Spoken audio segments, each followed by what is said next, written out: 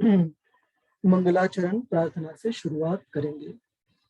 ओम ज्ञानतिमिरान्धस्य ज्ञानाञ्जनशलाकया चक्षुरुन्मिलितं येन तस्मै श्रीगुरवे नमः। श्रीचैतन्यमनोभीष्टं स्थापितं येन भूतले स्वयं रूप तदा मह्यं ददाति स्वपदान्तिकं। वन्देऽहं श्रीगुरुं श्रीयुतापदकमलं श्रीगुरुं वैष्णवांश्च श्रीरूपं सागरजातं सहगना रघुनाथान्वितं तं सजीवं साद्वैतं सावधूतं परिजनसहितं कृष्ण चैतन्यदेवं श्रीराधा कृष्ण पदान् सहगना ललिता श्री विशाखान्वितांश्च। हे कृष्ण करुणा सिंधु दीनबंधु जगतपते गोपेश गोपिका कांत श्री राधा कांत नमोस्तुते। तप्त कांचन गौरांगी श्री राधे वृंदावनेश्वरी वृषभानुसुते देवी कल्पतरुभ्यश्च कृपा सिन्धुभ्य एव च पतितानां पावनेभ्यो वैष्णवेभ्यो नमो नमः। जय श्री कृष्ण चैतन्य प्रभु नित्यानंद श्री अद्वैत गदाधर श्रीवास आदि गौर भक्त वृंद। हरे कृष्ण कृष्ण कृष्ण हरे हरे हरे राम राम राम हरे हरे। हरे कृष्ण। एक मिनट बस।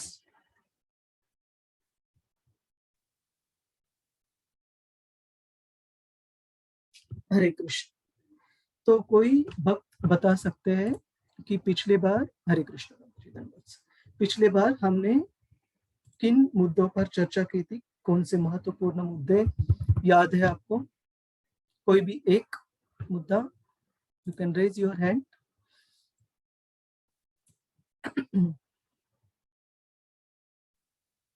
किस हमने एक ही थीम पर चर्चा की थी ऑलमोस्ट पूरे चर्चा सत्र में, और वो क्या, कौन सी थीम थी? हरे कृष्णा। दीप्ति माता जी। हरे कृष्णा प्रभु जी, दंडवत प्रणाम। दंडवत जी प्रभु जी, हमने प्रभु जी वर्णाश्रम धर्म पे चर्चा की थी और हमने ये समझा था, हमने कंपैरिजन किया था कि समानताएं क्या है और डिफरेंस क्या है। हमने एक एक्टिविटी की थी वर्णाश्रम धर्म और कृष्ण भावना भावित होने में, और ये कब जरूरी है, क्यों आवश्यक है वर्णाश्रम धर्म। तो हमने यही समझा था कि ये हमारा शुद्धिकरण की प्रोसेस है, लेकिन हम जब दोनों ही प्रोसेस हैं, लेकिन कृष्ण भावना भावित होने में ये एक तरह से एलिवेटर है जो हमारे लिए कार्य करता है। और हम तब तक अपना वर्णाश्रम धर्म नहीं छोड़ सकते जब तक हमारी जो रिस्पॉन्सिबिलिटीज हैं जो हम कर रहे हैं, जब तक हम उन्हें कंप्लीट नहीं कर लेंगे तब तक हमें उन्हें करते रहना पड़ेगा, चाहे हम वृत्तिपरक कार्य भी क्यों ना करें। लेकिन अगर हम कृष्ण भावना भावित होते हुए कर्म करते हैं, भगवान को सेंटर में रखते हुए कर्म अपने वर्णाश्रम धर्म को भी करते हैं, तब हमारी चाहे गलतियां भी क्यों ना हो, वो हमारा प्रत्यवायो न विद्यते प्रभु जी, जो हमने पढ़ा है कि थोड़ा सा भी अगर हमारी प्रगति होती है उसमें, थोड़ा सा भी वो लॉस्ट नहीं होता, उसका परमानेंट रिजल्ट मिलता है हमें। तो इस प्रकार से हमने समझा था प्रभु जी। बहुत बहुत धन्यवाद दीप्ति माता जी। हरे कृष्णा।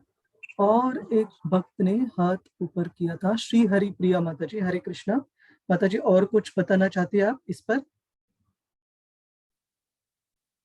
हरे कृष्णा प्रभु जी। नहीं, मैं भी प्रभु जी यही बताना चाह रही थी कि हमने वर्णाश्रम धर्म और भक्ति जो मार्ग है, दोनों की सिमिलैरिटीज और उनमें से क्या दोनों के शुद्धिकरण की प्रक्रिया है, और वही जो एक्टिविटी के अंतर्गत हमने समझा था कि एक में सतत धीरे धीरे प्रयोजन करके एक सीढ़ी की तरह हम आगे बढ़ते हैं वर्णाश्रम धर्म में, हमारे गोलोक धाम भगवान की भक्ति के मार्ग पर। और जो भक्ति मार्ग है वो एक तरह से सुपर फास्ट लिफ्ट की तरह या एस्केलेटर की तरह काम करता है, जिससे हम भगवत धाम की प्राप्ति करते हैं।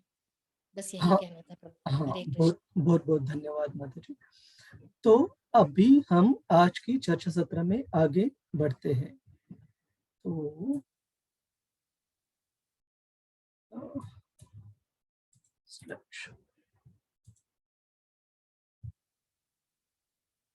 तो कोई भक्त इसे पढ़ना चाहेंगे? करिश्मा माता जी। हरे कृष्ण। जी हरे कृष्ण प्रभु जी। यस माता जी। कृष्ण भावनामृत। थोड़ा विकसित कृष्ण भावना भावित व्यक्ति अन्य वैदिक सूत्रों की प्रतीक्षा किए बिना सीधे भगवान की सेवा में लग सकता है।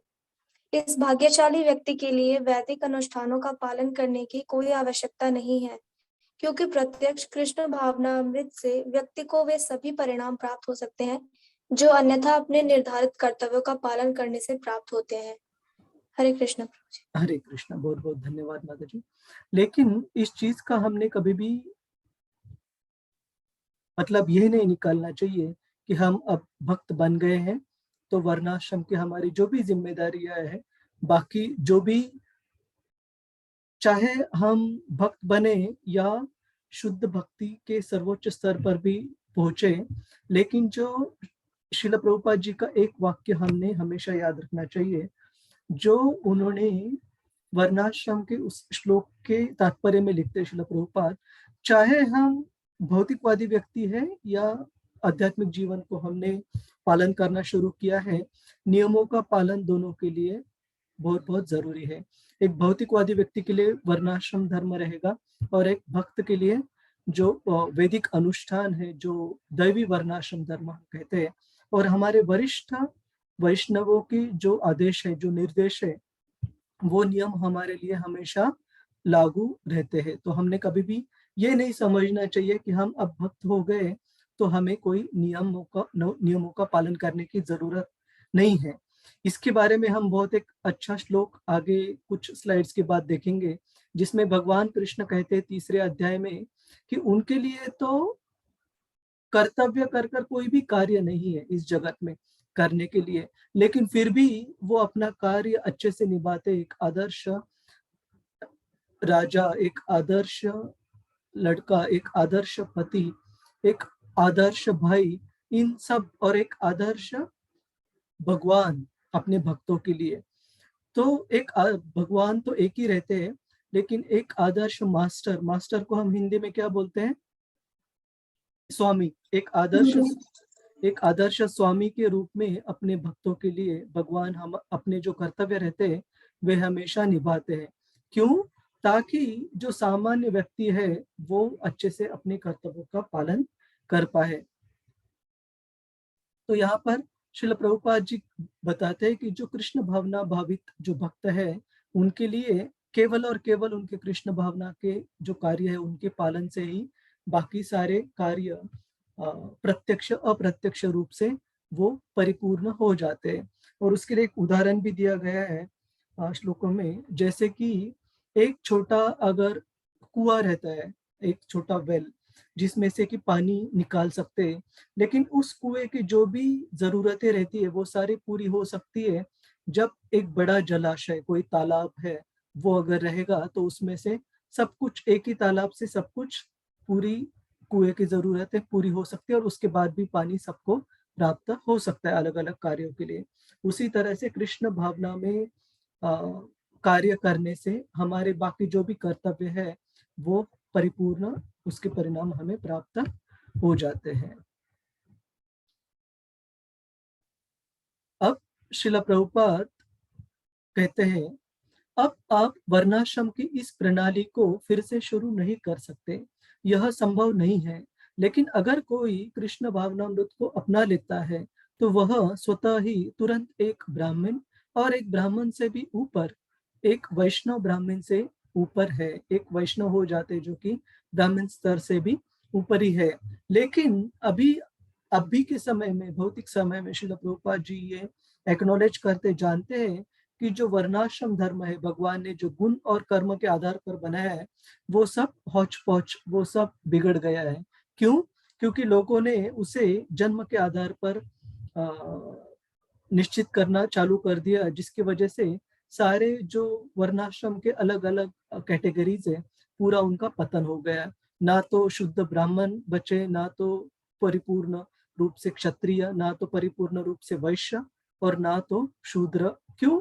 क्योंकि वो जो गुण होने चाहिए उनमें, जैसे आप बोलोगे प्रभु जी शूद्र तो सबसे नीचा क्लास है, तो उनके क्या गुण बताए? उनके गुण भी भगवत गीता में बताए हैं कि बाकी 3 वर्णों को कितनी श्रद्धा से और कितने किस तरीके से वे बाकी जो 3 जो कैटेगरीज है उनको, ब्राह्मण क्षत्रिय और वैश्य, उन्हें कैसे सेवा निभाते। आजकल वो भी शूद्रों का भी जो कार्य है वो भी हम ठीक से वर्णाश्रम धर्म में नहीं होते हुए देखते हैं। क्यों? क्योंकि लोगों की वो जो डेडिकेशन, कमिटमेंट, वो जो उनका कर्तव्य निभाने की जो भूमिका होनी चाहिए अपने अपने कार्यों का, वो अभी नहीं है।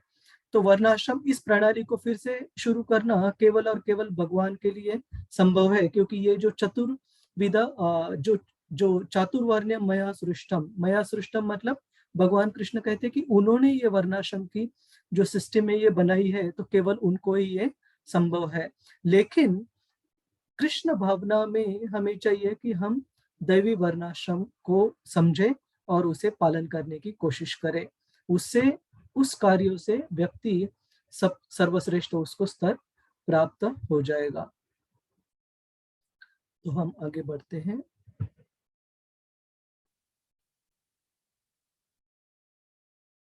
हाँ, ये जो श्लोक था इसे मैं बताना चाहता था। 1 मिनट बस, इसमें कुछ गड़बड़ है।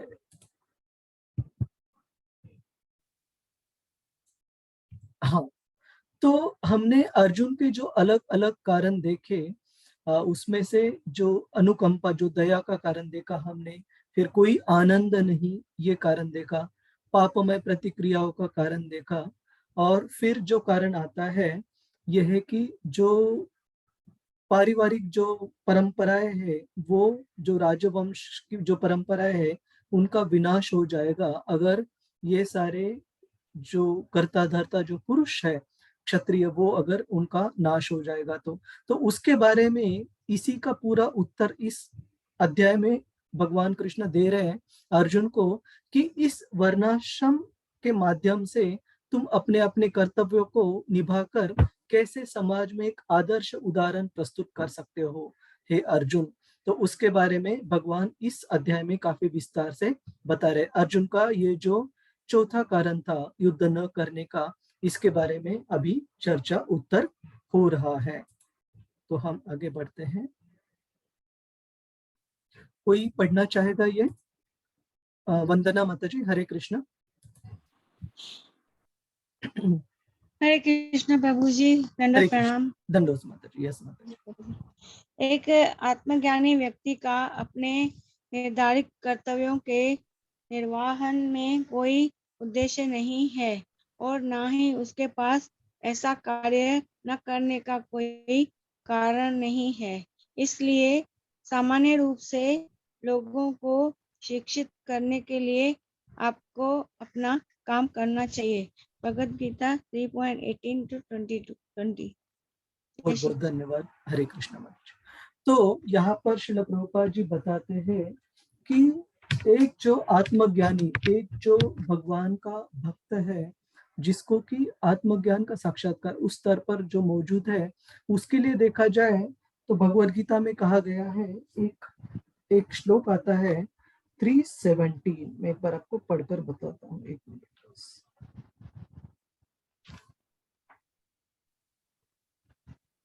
यस, 17वें श्लोक में भगवान कृष्ण कहते हैं, यस्त्व आत्म रतिर एव स्यात् आत्मतृप्तश्च मानवः आत्मनि एव च संतुष्ट तस्य कार्यं न विद्यते।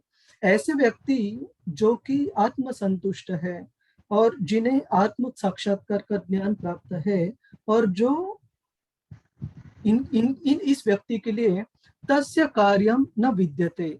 हरे कृष्णा। रजनी माता जी, बैकग्राउंड साउंड आ रहा है, प्लीज देखिए।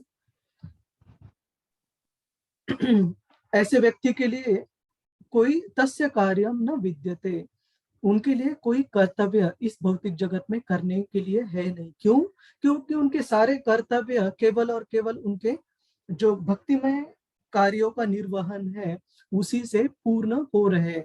और उसके लिए मैंने कुछ उदाहरण यहाँ पर लिखे आज की चर्चा के लिए। लेकिन आप किसी भक्त का ऐसे उदाहरण याद आ रहा है जिनके लिए जीवन की परिपूर्णता वैसे ही उनको हासिल हो गई थी, उनके लिए कोई कार्य बचा नहीं था, फिर भी उन्होंने केवल और केवल जो सामान्य लोग हैं उनके उद्धार करने के लिए अपने कर्तव्यों का पालन किया। कोई किसी भक्त का उदाहरण आपको याद आता है? प्रभु जी हरे कृष्णा। हरे कृष्णा माता जी, बोलिए। धन्यवाद, प्रणाम प्रभु जी। वो प्रभुपाद जी हैं जिन्होंने हम लोगों के लिए उद्धार के लिए ही सब कुछ किया। ये हमें उदाहरण यहाँ पर ठीक लगता है प्रभु जी। बहुत बहुत सही कहा नेहा माता जी आपने कि श्रील प्रभुपाद जी के बारे में अगर हम देखेंगे तो उनको आध्यात्मिक जीवन में उतनी रुचि थी कि अगर प्रभुपाद जी केवल अपना भजन वृंदावन में भी रहते तो भी उनको भगवत धाम तुरंत प्राप्त हो जाता। क्यों? क्योंकि अपने जीवन परिपूर्ण करने के लिए वो पूर्ण तरह से सक्षम थे और उनको उतनी ब्रजधाम में रहने के लिए रुचि थी, उतना उनका भक्ति का स्तर था।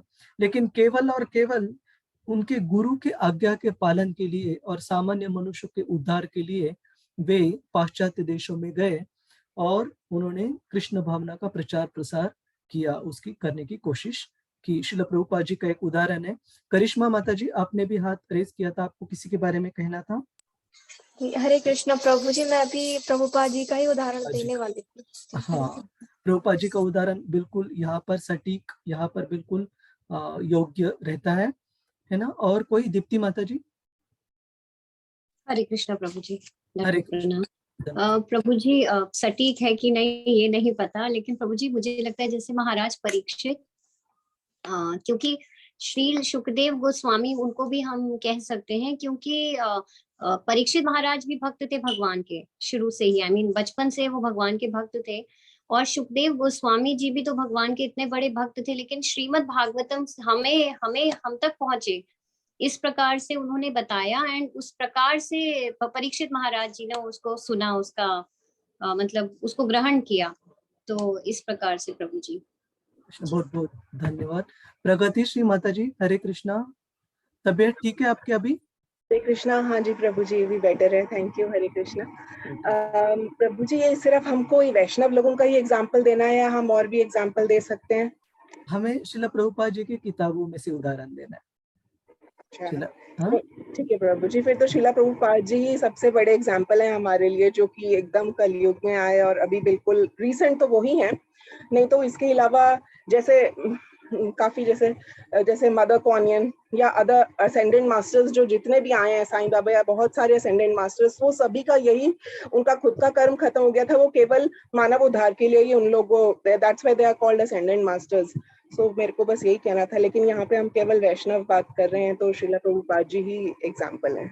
बहुत बहुत धन्यवाद प्रगति माता जी।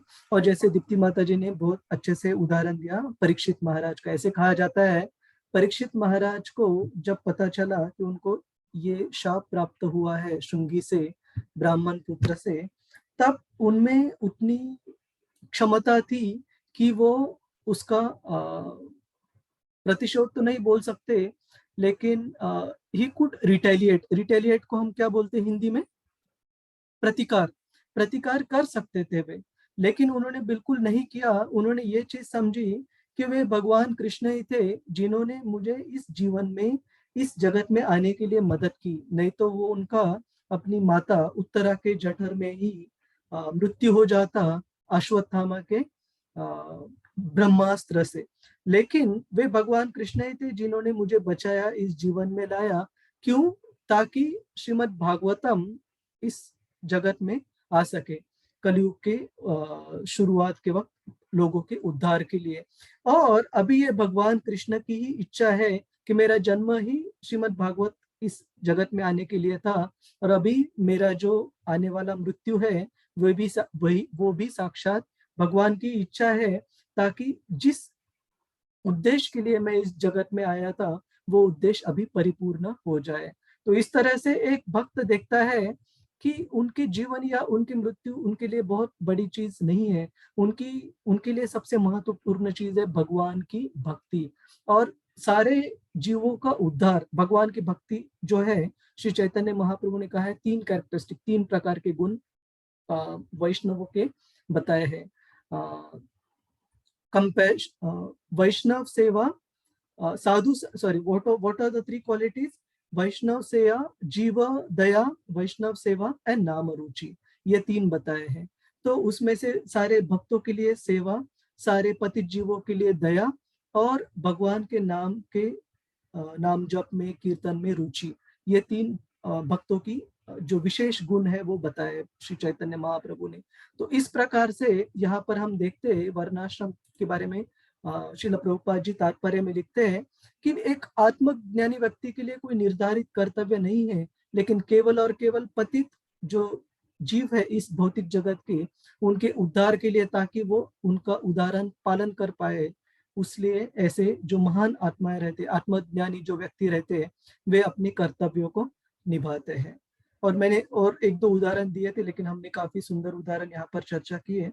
मैंने श्रील माधवेंद्र पुरी जी का उदाहरण लिखा था, जिनको कि गोपाल जी स्वयं भगवान कृष्ण से आज्ञा प्राप्त हुई थी चंदन लाने के लिए नीलाचल से, लेकिन इतने ज्यादा उम्र होने के बावजूद उन्होंने वो सेवा खुद अपने ऊपर ले ली, और गोपाल जी का जी की जो पूजा की व्यवस्था करके वे खुद पैरों तले निकल पड़े ब्रजधाम से नीलाचल जगन्नाथपुरी की ओर, जो कि बहुत लंबा रास्ता है। अभी भी आप अगर गूगल मैप में देखोगे बहुत दूरी ज्यादा है। तो ये एक उदाहरण दिया था। और एक उदाहरण मैंने लिखा था, जो दक्षिण भारत में जो ब्राह्मण थे श्रीरंग क्षेत्र में, जिनको श्री चैतन्य महाप्रभु जी ने गीता का पठन करते हुए देखा और उनको पढ़ना नहीं आता था, उनका भी उदाहरण हम देख सकते हैं। तो हम आगे बढ़ते हैं। वर्णाश्रम धर्म सामान्य रूप से समाज के लिए एक उदाहरण है। तो ये वो श्लोक है, बहुत बहुत महत्वपूर्ण श्लोक है, जिसके बारे में मैं बता रहा था, जिसमें भगवान कृष्ण कहते हैं कि हे अर्जुन, उनके अपने लिए, भगवान कृष्ण के लिए ऐसे कोई निर्धारित कार्य या कर्तव्य बिल्कुल नहीं है, लेकिन मुझे किसी चीज की ना कमी है, ना मुझे कुछ पाने की जरूरत है, फिर भी मैं निर्धारित कर्तव्यों में लगा हूँ। क्यों लगे हैं भगवान कृष्ण? उसका नेक्स्ट श्लोक में कारण बताते हैं, यद्यत आचरति श्रेष्ठा, कि जो भी इस जगत के लोगों के, जो भी लीडर्स, जो भी नेता रहते हैं, वे जिस प्रकार से अपने कार्य या बर्ताव को रखेंगे, उसी प्रकार से जो सामान्य लोग रहते हैं वे प्रभावित हो जाते हैं, और वो भी उनका अनुकरण करते हैं। अनुशीलन करना चाहिए, अनुकरण करने से अच्छा है अनुशीलन करना है। तो क्योंकि नेता जो रहते हैं, नेता मतलब केवल राजनीतिक नेता नहीं, कौन से विविध प्रकार के नेता है वो भी भागवतम में बताए गए हैं। जैसे माता पिता, राजा हो या फिर गुरु हो शिक्षा देने के लिए, इन सभी को ही नेता बताया गया है श्रीमद् भागवतम में। तो इस प्रकार के जो नेता रहते हैं, जिस प्रकार के कर्तव्य करते हैं, जो उनके पालन करने वाले, जो उनको फॉलोअर्स है, वो भी उसी प्रकार से अपने कार्यों का पालन करते हैं। तो ये श्लोक महत्वपूर्ण है। नमे पार्थास्ति कर्तव्यम त्रिषु लोकेषु किंचना, नमे पार्थास्ति कर्तव्यम, मेरे लिए कोई भी कर्तव्य नहीं है हे पार्थ, तीनों लोकों में किंचना, बिल्कुल भी कोई नहीं है। नाना वाप्तम अवाप्तव्यम वर्त एव च कर्मणि, लेकिन उन्हें कुछ पाने की भी जरूरत नहीं है, या कोई भी चीज की अवाप्तव्यम, मतलब कोई भी चीज प्राप्त करने के लिए भगवान को ना तो इच्छा है ना तो जरूरत है, वो आत्माराम है, सब आत्मा संतुष्ट है। लेकिन वर्त एव च कर्मणि, के फिर भी वो अपना कर्तव्य निभाते हैं, ताकि सामान्य लोग उन्हें ठीक से पालन कर पाए। तो हम आगे बढ़ते हैं। वर्णाश्रम धर्म सामान्य रूप से समाज के लिए एक उदाहरण के रूप में दिया गया है। तो संजय प्रभु, हरे कृष्णा। हरे कृष्णा प्रभु जी। यस प्रभु जी। ये पढ़ने के लिए बस कर? हाँ प्रभु जी। पढ़ो? हाँ प्रभु जी। हरे कृष्णा सभी को। वर्णाश्रम धर्म सामान्य रूप से समाज के लिए एक उदाहरण है। यद्यपि ऐसे नियम और कानून बद्ध जीवों के लिए है, भगवान कृष्ण के लिए नहीं। क्योंकि वे धर्म के सिद्धांतों की स्थापना के लिए अवतरित हुए। उन्होंने निर्धारित नियमों का पालन किया, नहीं तो आम आदमी उनके पद चिन्हों पे चलेंगे क्योंकि वे सबसे बड़े अधिकारी है। हरे कृष्ण। हरे कृष्ण। तो ये हमें बहुत अच्छी तरह से जानना चाहिए कि इस भौतिक जगत के जो नियम हैं वे भगवान के ऊपर लागू नहीं होते। जैसे कि हम एक उदाहरण देखते हैं, जब नैमिषारण्य के जो ऋषिगण थे, सूत गोस्वामी के पिताजी कौन थे जिनको बलराम जी ने मारा? क्या नाम था उनका?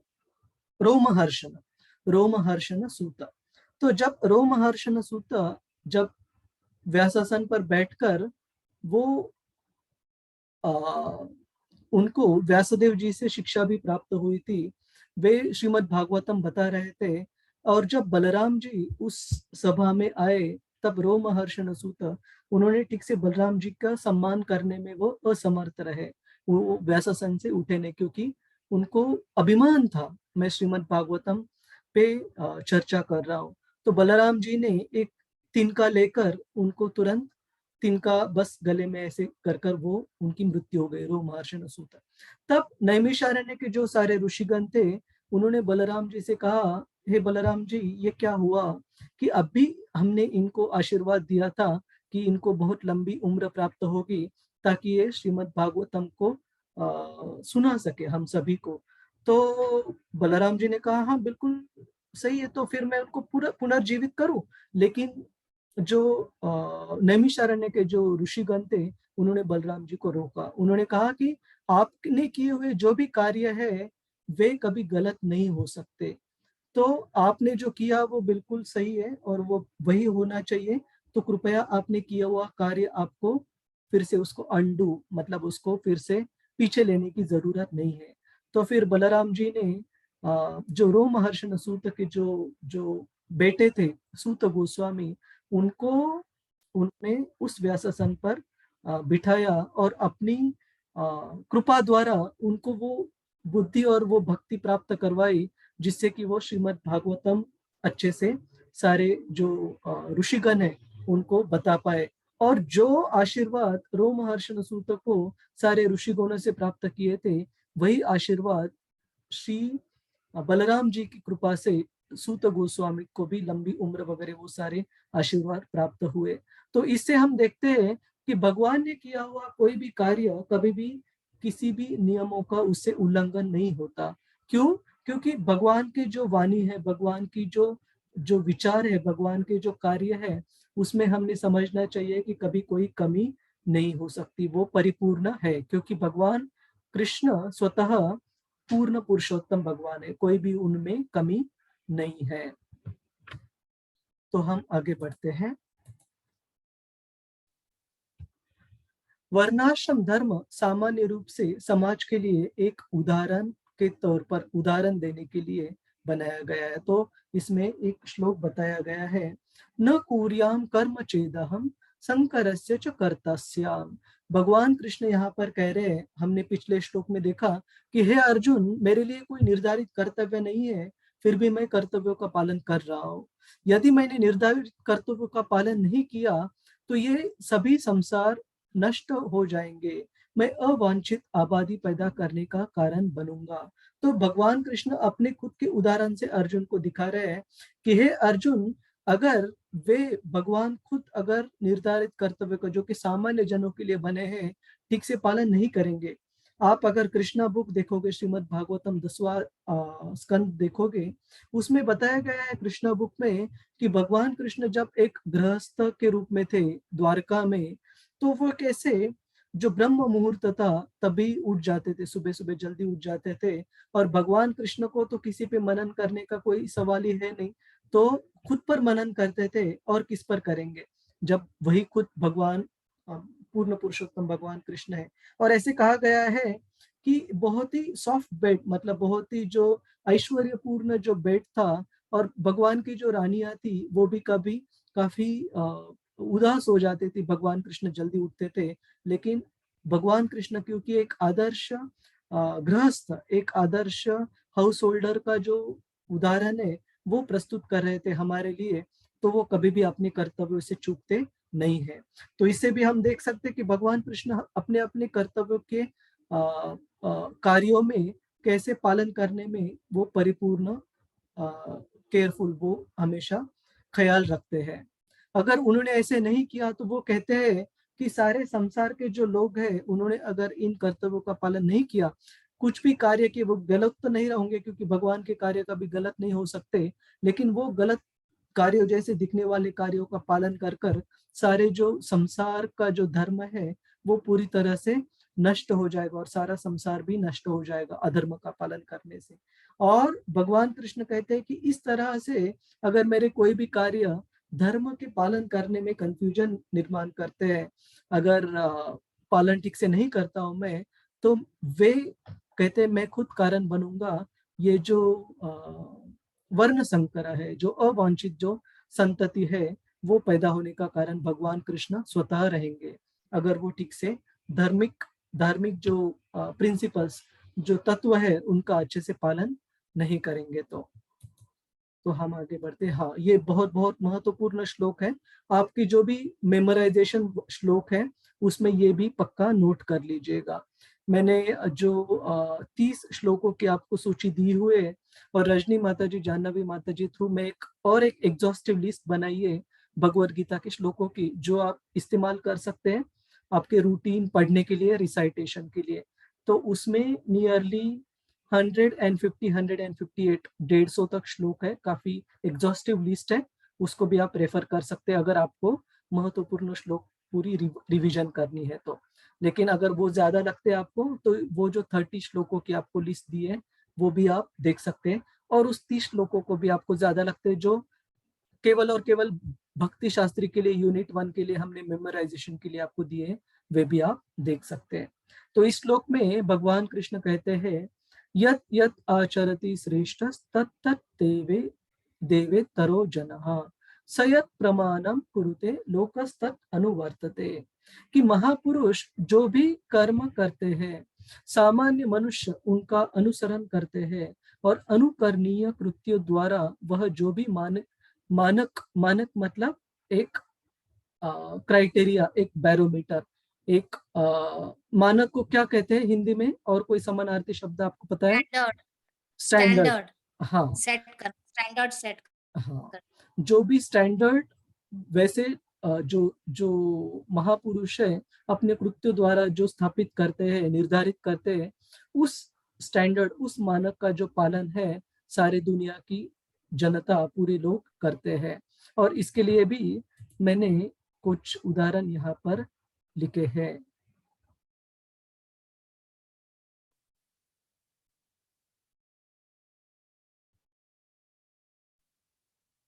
हाँ, इसके लिए एक उदाहरण मैंने यहाँ पर लिखा है। जब श्रील प्रभुपाद जी इस पृथ्वी पर कृष्ण भावना का प्रचार प्रसार करते थे, तो उनके जो शिष्य उन्होंने इंग्लैंड में प्रचार प्रसार के लिए भेजे थे, 3 फैमिलीज थी, श्याम सुंदर प्रभु और माता जी का नाम क्या है, मालती माता जी। श्याम सुंदर प्रभु, मालती प्रभु, उस समय पे माता जी को भी प्रभु कहते थे, गुरुदास प्रभु और यमुना माता जी, और मुकुंद महाराज जो अभी सन्यासी है, मुकुंद महाराज, और उनकी उस समय पे जब वो गृहस्थ आश्रम में थे तो उनकी पत्नी जो थी जानकी माता जी। इनको जब इंग्लैंड में और श्याम सुंदर प्रभु की छोटी 3 महीने की बच्ची थी जिसका नाम है सरस्वती। तो इन 6 जो भक्त थे, 3 फैमिलीज थी और एक फैमिली की एक छोटी बच्ची सरस्वती, 7 व्यक्तियों को श्रील प्रभुपाद जी ने इंग्लैंड में भेजा प्रचार प्रसार के लिए। तो श्याम सुंदर प्रभु से प्रेरणा हासिल करके जो बीटल्स थे, जो कि उस समय पे अपने म्यूजिक कंपोजिशन, उनके संगीत से पूरी दुनिया में काफी फेमस, काफी प्रचलित थे, जब उन्होंने बीटल्स ने हरे कृष्ण महामंत्र को अपनाया और जॉर्ज हैरिसन ने बहुत सारे अपने अलग अलग, उन्होंने सबसे पहले हरे कृष्ण महामंत्र के ऊपर रिकॉर्ड निकाला, अपना जो म्यूजिक रिकॉर्ड रहता है, और पूरे जगत में वो टॉप 5 एल्बम में वो एक आ गया, हरे कृष्ण महामंत्र का जो रिकॉर्ड जॉर्ज हैरिसन ने बनाया। तो ऐसे कहा जाता है कि श्री चैतन्य महाप्रभु को इस पृथ्वी पर आकर कितना समय हो गया? अराउंड 1486 में आए थे। तो 1486 और अभी 2022 मतलब अराउंड 536 साल हो गए, है ना, अराउंड, हाँ 537 साल हो गए। ऐसे कहा जाता है कि श्रीमान चैतन्य महाप्रभु के समय से अभी तक जॉर्ज हरिसन मतलब चैतन्य महाप्रभु के बाद सबसे लाखों लाखों लोगों को हरे कृष्ण महामंत्र कहने के लिए, गाने के लिए अगर इन्होंने प्रेरित किया हो तो वो थे जॉर्ज हरिसन। तो श्रील प्रभुपाद जी बताते हैं इस उदाहरण से कि क्यों जो जो जो महापुरुष है, जो इस what we say those people who are like the idols for the common man, उन व्यक्तियों को जो श्रेष्ठ व्यक्ति है, यद्यत आचरति श्रेष्ठास, ऐसे श्रेष्ठ ऐसे महापुरुषों को कृष्ण भावना में लाना बहुत बहुत जरूरी है। श्रील प्रभुपाद जी कहते हैं क्यों? क्योंकि ऐसे महापुरुष जो भी कुछ कार्य करेंगे उसी प्रकार से जो कार्य है सामान्य मनुष्य उनका अनुसरण करते हैं। जैसे बीच बीच में आप देखोगे कि 2009-10 में जब यूरोप में मैं था तब वहां की एक जो देश था उन्होंने फुटबॉल जीता था। तो उन्होंने फुटबॉल जीतने के बाद जो भी फेमस प्लेयर था, अभी उनका नाम याद नहीं मुझे, उन्होंने जिस तरह से दाढ़ी का या मूंछ का स्टाइल रखा था उसी प्रकार से काफी सारे लोग रखने लगे थे। किसी ने भी कुछ बताए बिना वो ऑटोमेटिकली उनका पालन करने लगते थे। तो यहाँ पर भगवान कृष्ण कहते हैं कि जो भी लीडर्स है, जो भी नेता है पूरी जगत के, वो उनके जो भी कर्म रहते हैं सामान्य व्यक्ति उनको पालन करने का, उनको अनुसरण करने की कोशिश करते हैं। तो इसलिए चाहिए कि इन महापुरुषों को भी काफी गंभीरता से अपने कार्यों का समझना चाहिए, कैसे काम मैं कर रहा हूँ, और अगर गलत काम वे करेंगे तो उनके पालनकर्ता भी गलत काम करेंगे। इसके लिए और एक उदाहरण मैं देना चाहूंगा कि बच्चों के लिए ऐसे कहा जाता है कि childrens are great imitators and therefore give them something great to imitate. बच्चे जो रहते हैं वे अनुसरण करने में काफी प्रवीण रहते, काफी एक्सपर्ट रहते, और इसीलिए उनको ऐसी कुछ चीज माता पिता ने, वरिष्ठ लोगों ने देनी चाहिए जिसका कि वो अनुसरण कर अपने जीवन में आगे बढ़ पाए। तो कभी कभी हम देखते हैं कि माता पिता, जैसे श्रील प्रभुपाद जी अपने पिताजी के बारे में बताते हैं, लीलामृत में आता है कि श्रील प्रभुपाद जी जो छोटे बच्चे थे उनकी एक जो मेमोरी, उनकी एक जो स्मृति थी अपने पिता के बारे में बहुत ताजा थी। वह कहते थे कि जब भी मैं उठता था अपने पिताजी की जो पूजा की घंटी बजती थी उससे मैं हमेशा उठता था। तो इस प्रकार से पूजा कौन कर रहे थे? पिताजी कर रहे थे। किसके लिए पूजा कर रहे थे? भगवान कृष्ण को अर्पण कर रहे थे पूजा। लेकिन फायदा किसको हुआ? उनके बच्चे को भी हुआ, क्योंकि हर रोज वो सुबह उठकर क्या पहले देखते थे? अपने पिताजी को भगवान श्री राधा कृष्ण जी की सेवा में लगते हुए, उनके पूजा में लगते हुए। श्रील प्रभुपाद जी, जब उनका नाम अभय था, वो बचपन में देखते थे और उससे उनको कृष्ण भावनामृत का जो वो बीज था वो बोया गया बहुत बचपन से। और श्रील प्रभुपाद जी लिखते हैं, मेरे ख्याल से कौन सी किताब है, कृष्णा बुक है या ये है, मेरे ख्याल से कृष्णा बुक है, कि अपने जो पिताजी है श्री गौर मोहन डे, उनको वो अर्पण करते हैं, जो कि भगवान कृष्ण के शुद्ध भक्त बताते हैं श्रील प्रभुपाद जी। तो इस तरह हम देखते हैं कि जो बच्चे रहते हैं, कभी कभी माता पिता बातें करने में तो बच्चों को बहुत अच्छी शिक्षा प्रदान करने की कोशिश करते हैं, लेकिन उनका जो बर्ताव रहता है, एक दूसरे के साथ झगड़ा करेंगे, एक दूसरे का अपमान करने की कोशिश करेंगे, तो बच्चे, ऐसे कहा जाता है कि our action speak louder than words.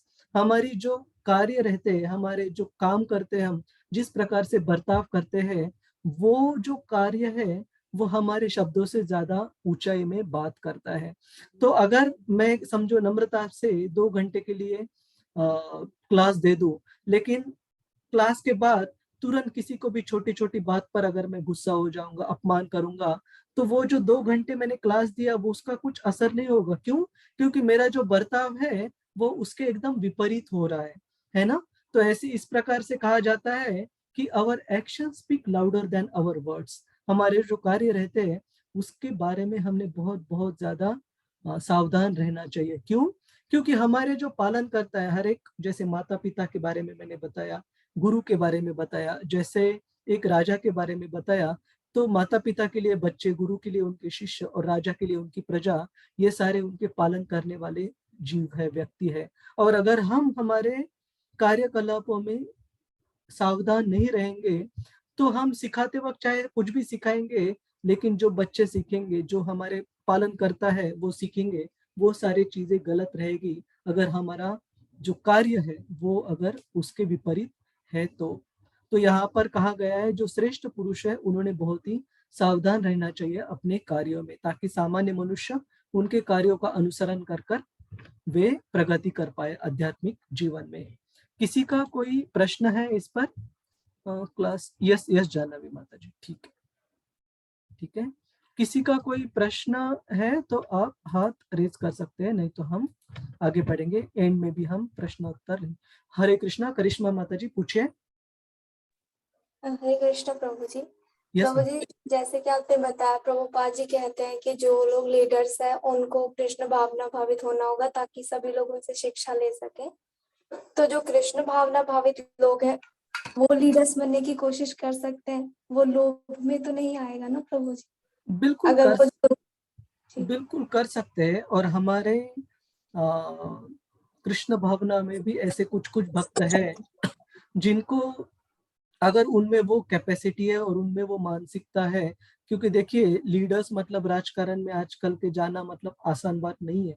In fact Srila Prabhupada ji ने कहा था कि जो भारत के इंदिरा गांधी जी को उन्होंने 12 से 13 अलग अलग मुद्दे बताए थे और वो मुद्दे अभी भी नोटेड है श्रील प्रभुपाद जी के डायरी में, जो वृंदावन में मंदिर में है, हमारे संग्रहालय में।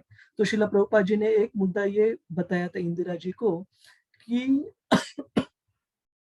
जो सारे एमपीज है, मेंबर ऑफ पार्लियामेंट्स, वे सारे ब्राह्मण इनिशिएटेड, मतलब वो भक्त तो होने चाहिए, 16 माला का पालन करना होना चाहिए उन्होंने, और उनकी जो हरिनाम दीक्षा है वो होने के बाद ब्राह्मण दीक्षा भी उनकी होनी चाहिए वैष्णव संप्रदाय में, ताकि उनमें वो क्वालिफिकेशन, पात्रता उनमें आ पाए। तो भक्त भी बिल्कुल कर सकते हैं अगर उनको पता है कि उस आजकल का जो माया जाल है राजनैतिक लोगों का, उसमें जाकर भी अपनी कृष्ण भावना को अगर वो मेंटेन कर पाए तो बिल्कुल कर सकते हैं। लेकिन उसमें अगर कुछ डाउट है तो फिर हम गाइड करने की कोशिश करेंगे, लेकिन खुद जाना एक कबड्डी के गेम जैसा है माता जी। कबड्डी खेलते हो कभी क्या हो जाता है, हम आगे वाले पार्टी के आदमी को टच कर आने की कोशिश करते हैं और हमें ही पकड़ लिया जाता है। तो जाने को तो बिल्कुल जा सकते हैं, बस यही है कि कृष्ण भावना के जो तत्व है उनको अच्छे से पालन करना चाहिए। और पिछले समय के जो राजा थे उनको राजर्षि कहा जाता था, इसी कारण क्योंकि वो राजा और ऋषि जो महान भक्त बनकर राजा थे। और आजकल के समय में भी कुछ जगह आपको देखा जाएगा जहाँ की राजा बहुत अच्छे से अपने प्रजा को कार्य कर रहे हैं। जैसे एग्जैक्ट 100% गारंटी से तो नहीं बता सकता, लेकिन कुछ अच्छे उदाहरण हैं इस जगत में, जैसे भूटान फॉर एग्जाम्पल। ठीक है करिश्मा माता जी? हरे कृष्ण। तो जॉर्ज हैरिसन का हमने उदाहरण यहाँ पर चर्चा की, तो हम आगे बढ़ते हैं। और आचार्य इस शब्द का अर्थ है one who teaches by his और हर एग्जाम्पल।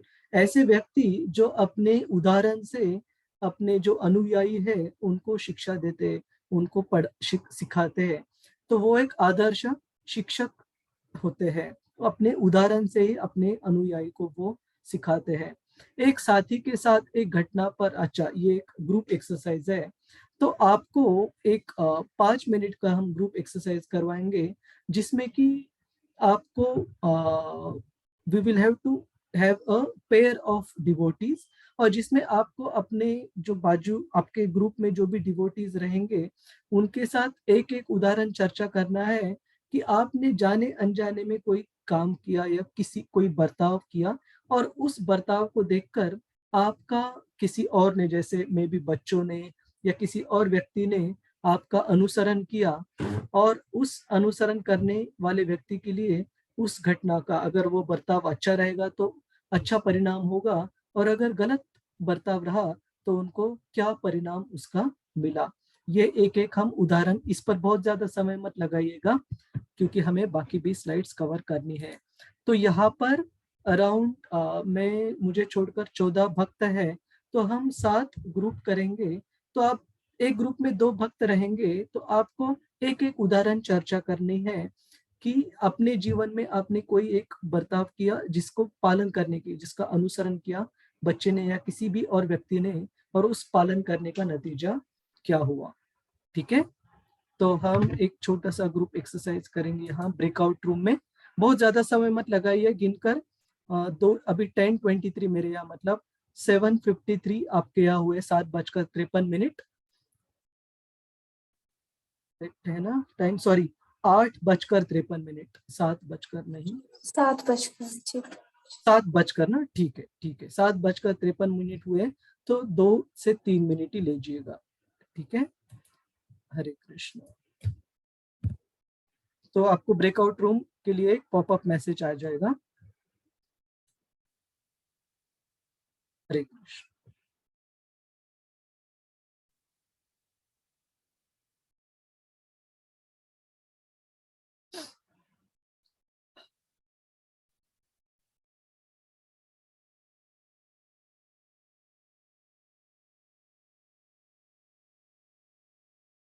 हरे कृष्ण हरे कृष्ण, कृष्ण कृष्ण हरे हरे, हरे राम राम राम हरे हरे, हरे कृष्ण कृष्ण कृष्ण हरे हरे, हरे राम राम राम हरे हरे, हरे कृष्ण कृष्ण कृष्ण हरे हरे, हरे राम राम राम हरे हरे, हरे कृष्ण कृष्ण कृष्ण हरे हरे, हरे कृष्णा, हरे कृष्णा। पूनम माता जी,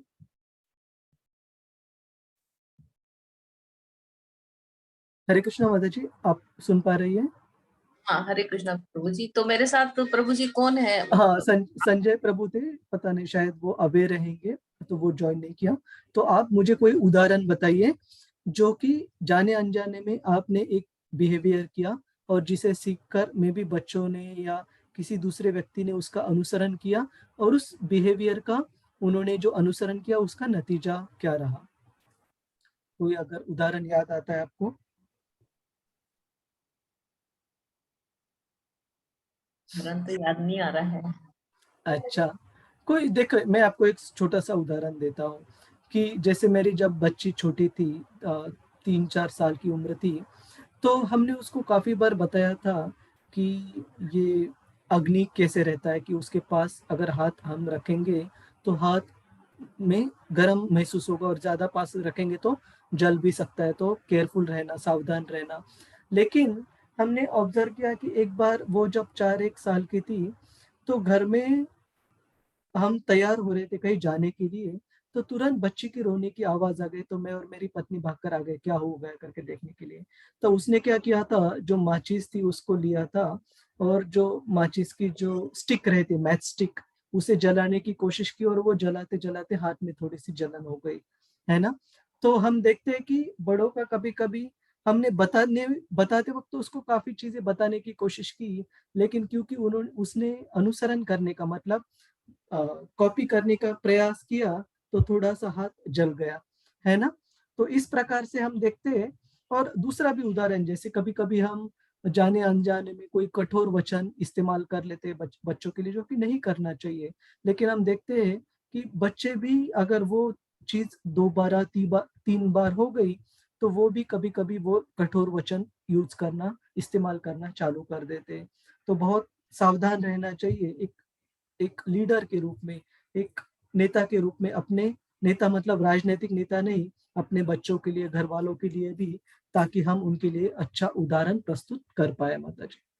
ठीक है, इस तरह से। और कुछ आप बताना चाहेंगे एक उदाहरण? हरे कृष्णा प्रभु जी, धन्यवाद प्रणाम। हरे कृष्ण। प्रभु जी, मैं एक उदाहरण बताना चाहूंगी कि जैसे मेरा बेटा जो है ना, शुरू में बहुत शैतान था और पढ़ाई में उसका मन कम लगता था, और वो वीडियो गेम उस समय बहुत चलते थे, तो दुकानें खुली होती थी मार्केट में, तो वहां जाके वीडियो गेम खेलता था। तो मैं उसको वहां से लेकर आती थी और उसको बोलती थी कि ऐसा नहीं करना। तो हमने उसको, वो वहां पर जाकर ना बैठे इसलिए हमने उसको घर पे वीडियो गेम ला कर दे दिया ना, लेकिन वो और फिर भी वो बात हमारी नहीं मानता था। तो फिर उसके स्कूल में भी गए, उसकी टीचर को बोला, तो टीचर ने थोड़ा हमारे सामने उसको 1-2 स्केल ऐसे लगा दी। तो वो बच्चा जो है, मेरा बेटा, आज तक उस घटना को याद रखे हुए। वो कहता है कि आपने मेरी बहुत इंसल्ट करवाई।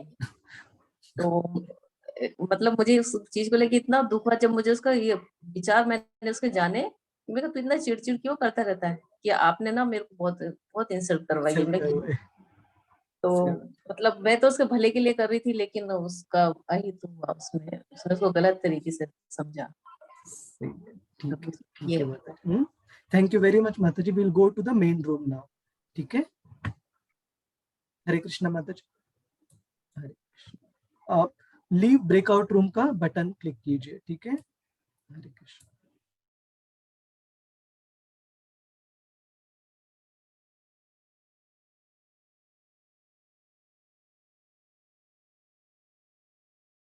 हरे कृष्णा। अराउंड 60 सेकेंड्स दिए जाते हैं। अभी मैंने ब्रेकआउट रूम्स क्लोज कर दिए, थोड़ा सा ज्यादा समय लगा। हरे कृष्ण। तो हमें सारे ग्रुप्स कवर करना यहाँ संभव नहीं है, तो मे बी हम 1 या 2 वॉलंटियर्स एक एक ग्रुप से रिक्वेस्ट करेंगे कि अपने अपने ग्रुप में आपने जो भी उदाहरण चर्चा किए, एक एक उदाहरण बताइएगा। ठीक है, जाने अनजाने में कैसे हमारे बर्ताव को कॉपी अनुसरण किया गया और उसका नतीजा क्या हुआ। तो रजनी माता जी ने हाथ रेस किया है, तो माता जी बताइए। हरे कृष्णा। हरे कृष्णा प्रभु जी, दंडवत प्रणाम। मैं ग्रुप नंबर 5 में थी, दीप्ति माता जी और मैं थी साथ में। उन्होंने उनके बारे में बताया कि वो हर रोज सुबह 16 माला चैट करती है। उनको देखकर उनकी बेटी जो है छोटी, जो 7 साल की है, उन्होंने भी 1 माला चैट करना शुरू कर दिया। और मैंने मेरे बारे में बताया कि मैं भी निर्जला उपवास करती हूँ, तो हमेशा मेरा यानी जब एकादशी रहता है तो करती हूँ। तो उसमें मेरा बेटे ने एक दिन 5 घंटे के लिए निर्जला उपवास रखा। वो कंटिन्यू नहीं रख पाया क्योंकि वो उसको बहुत भूख लगती है ना, पर वो रखा तो मुझे इतना खुशी हुआ, बहुत बहुत बहुत अच्छा लगा। हरि बोल। हरे कृष्ण। बहुत बहुत अच्छे उदाहरण बताया आपने। और इसके इसीलिए कहते हैं बच्चों के लिए कि they are great, children are great imitators, we should give them something great to imitate. अगर बच्चों के सामने आपने भक्तिमय कार्य बहुत अच्छे से किए, आपको बताने की भी जरूरत नहीं पड़ेगी, वो अपने आप आपको देखकर ही सीख जाएंगे। ठीक है, तो यहाँ पर कुछ माता जी के हाथ ऊपर है, तो हम कुछ कुछ कवर करेंगे। श्री हरि प्रिया माता जी, हरे कृष्णा। हरे कृष्णा प्रभु जी। हाँ। मेरी में हमारे ग्रुप में शशि माता जी और मैं थे। तो शशि माता जी का उदाहरण लेते हैं यहाँ पर। वो हमेशा से ही, जब से वो बचपन में छोटी थी, तो जन्माष्टमी के लिए वो हमेशा 1 हफ्ते पहले से ही जो भी आसपास के छोटे लड़के और लड़कियां, उनको गोपियां बनाकर और रास लीला रचाने के लिए, कि जन्माष्टमी के दिन प्रदर्शन करने के लिए उनको ट्रेनिंग भी देती थी, सिखाती थी और प्रेरित करती थी। और वो उनका जो एक जो जिसे कहते हैं वो परंपरा उनकी अभी तक, फिर उनकी शादी हो गई, वो नवदीप धाम में भी रही, वो फिर वहां पे कलकत्ता रही, चंडीगढ़ रही, परंतु ये जो उनका प्रक्रिया थी, ये नियमित रूप से करती रही कि बच्चों को जन्माष्टमी के लिए इकट्ठे करना, मोहल्ले के, अपने कॉलोनी के, और फिर उनको सिखाना, फिर जन्माष्टमी के दिन रास करना। इससे उन्होंने हमेशा कृष्ण भावना भावित होने के लिए बच्चों को हमेशा ही प्रेरित किया। तो बच्चे एक बार करते थे तो उनको अगले साल खुद ही अपने आप आते थे कि हम कृष्ण बनेंगे, हम राधा बनेंगे, हम गोपी बनेंगे। और बहुत इनिशिएटिव लेते थे कि रंग बिरंगे अच्छे तरीके से पहन के रास रचाएंगे और श्री कृष्ण का वो सब लीलाएं करेंगे। तो ये उन्होंने अभी तक रखा है। अभी कुछ वर्षों से वो कह रही है कि चूंकि वृद्धावस्था की वजह से और उस वजह से, तो वो उनका थोड़ा सा प्रोसेस अब रुक गया है, परंतु उससे उनको बड़ी खुशी होती थी और बच्चों में भी बहुत उत्साह और जोश भर जाता था कि वे कृष्ण के प्रति आकर्षित होते थे। हरे कृष्णा प्रभु जी। बहुत बहुत धन्यवाद श्री हरि प्रिया माता जी और शशि माता जी। हरे कृष्णा प्रभु जी। मैं अभी बिहार में हूँ, तो साउंड कटने की वजह से मैंने हरि प्रिया माता जी को बताया। कोई नहीं माता जी, बहुत बहुत धन्यवाद शशि माता जी। हरे कृष्ण।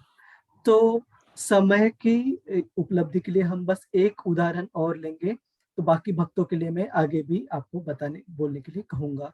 तो आरती माता जी, हरे कृष्णा, बताइए।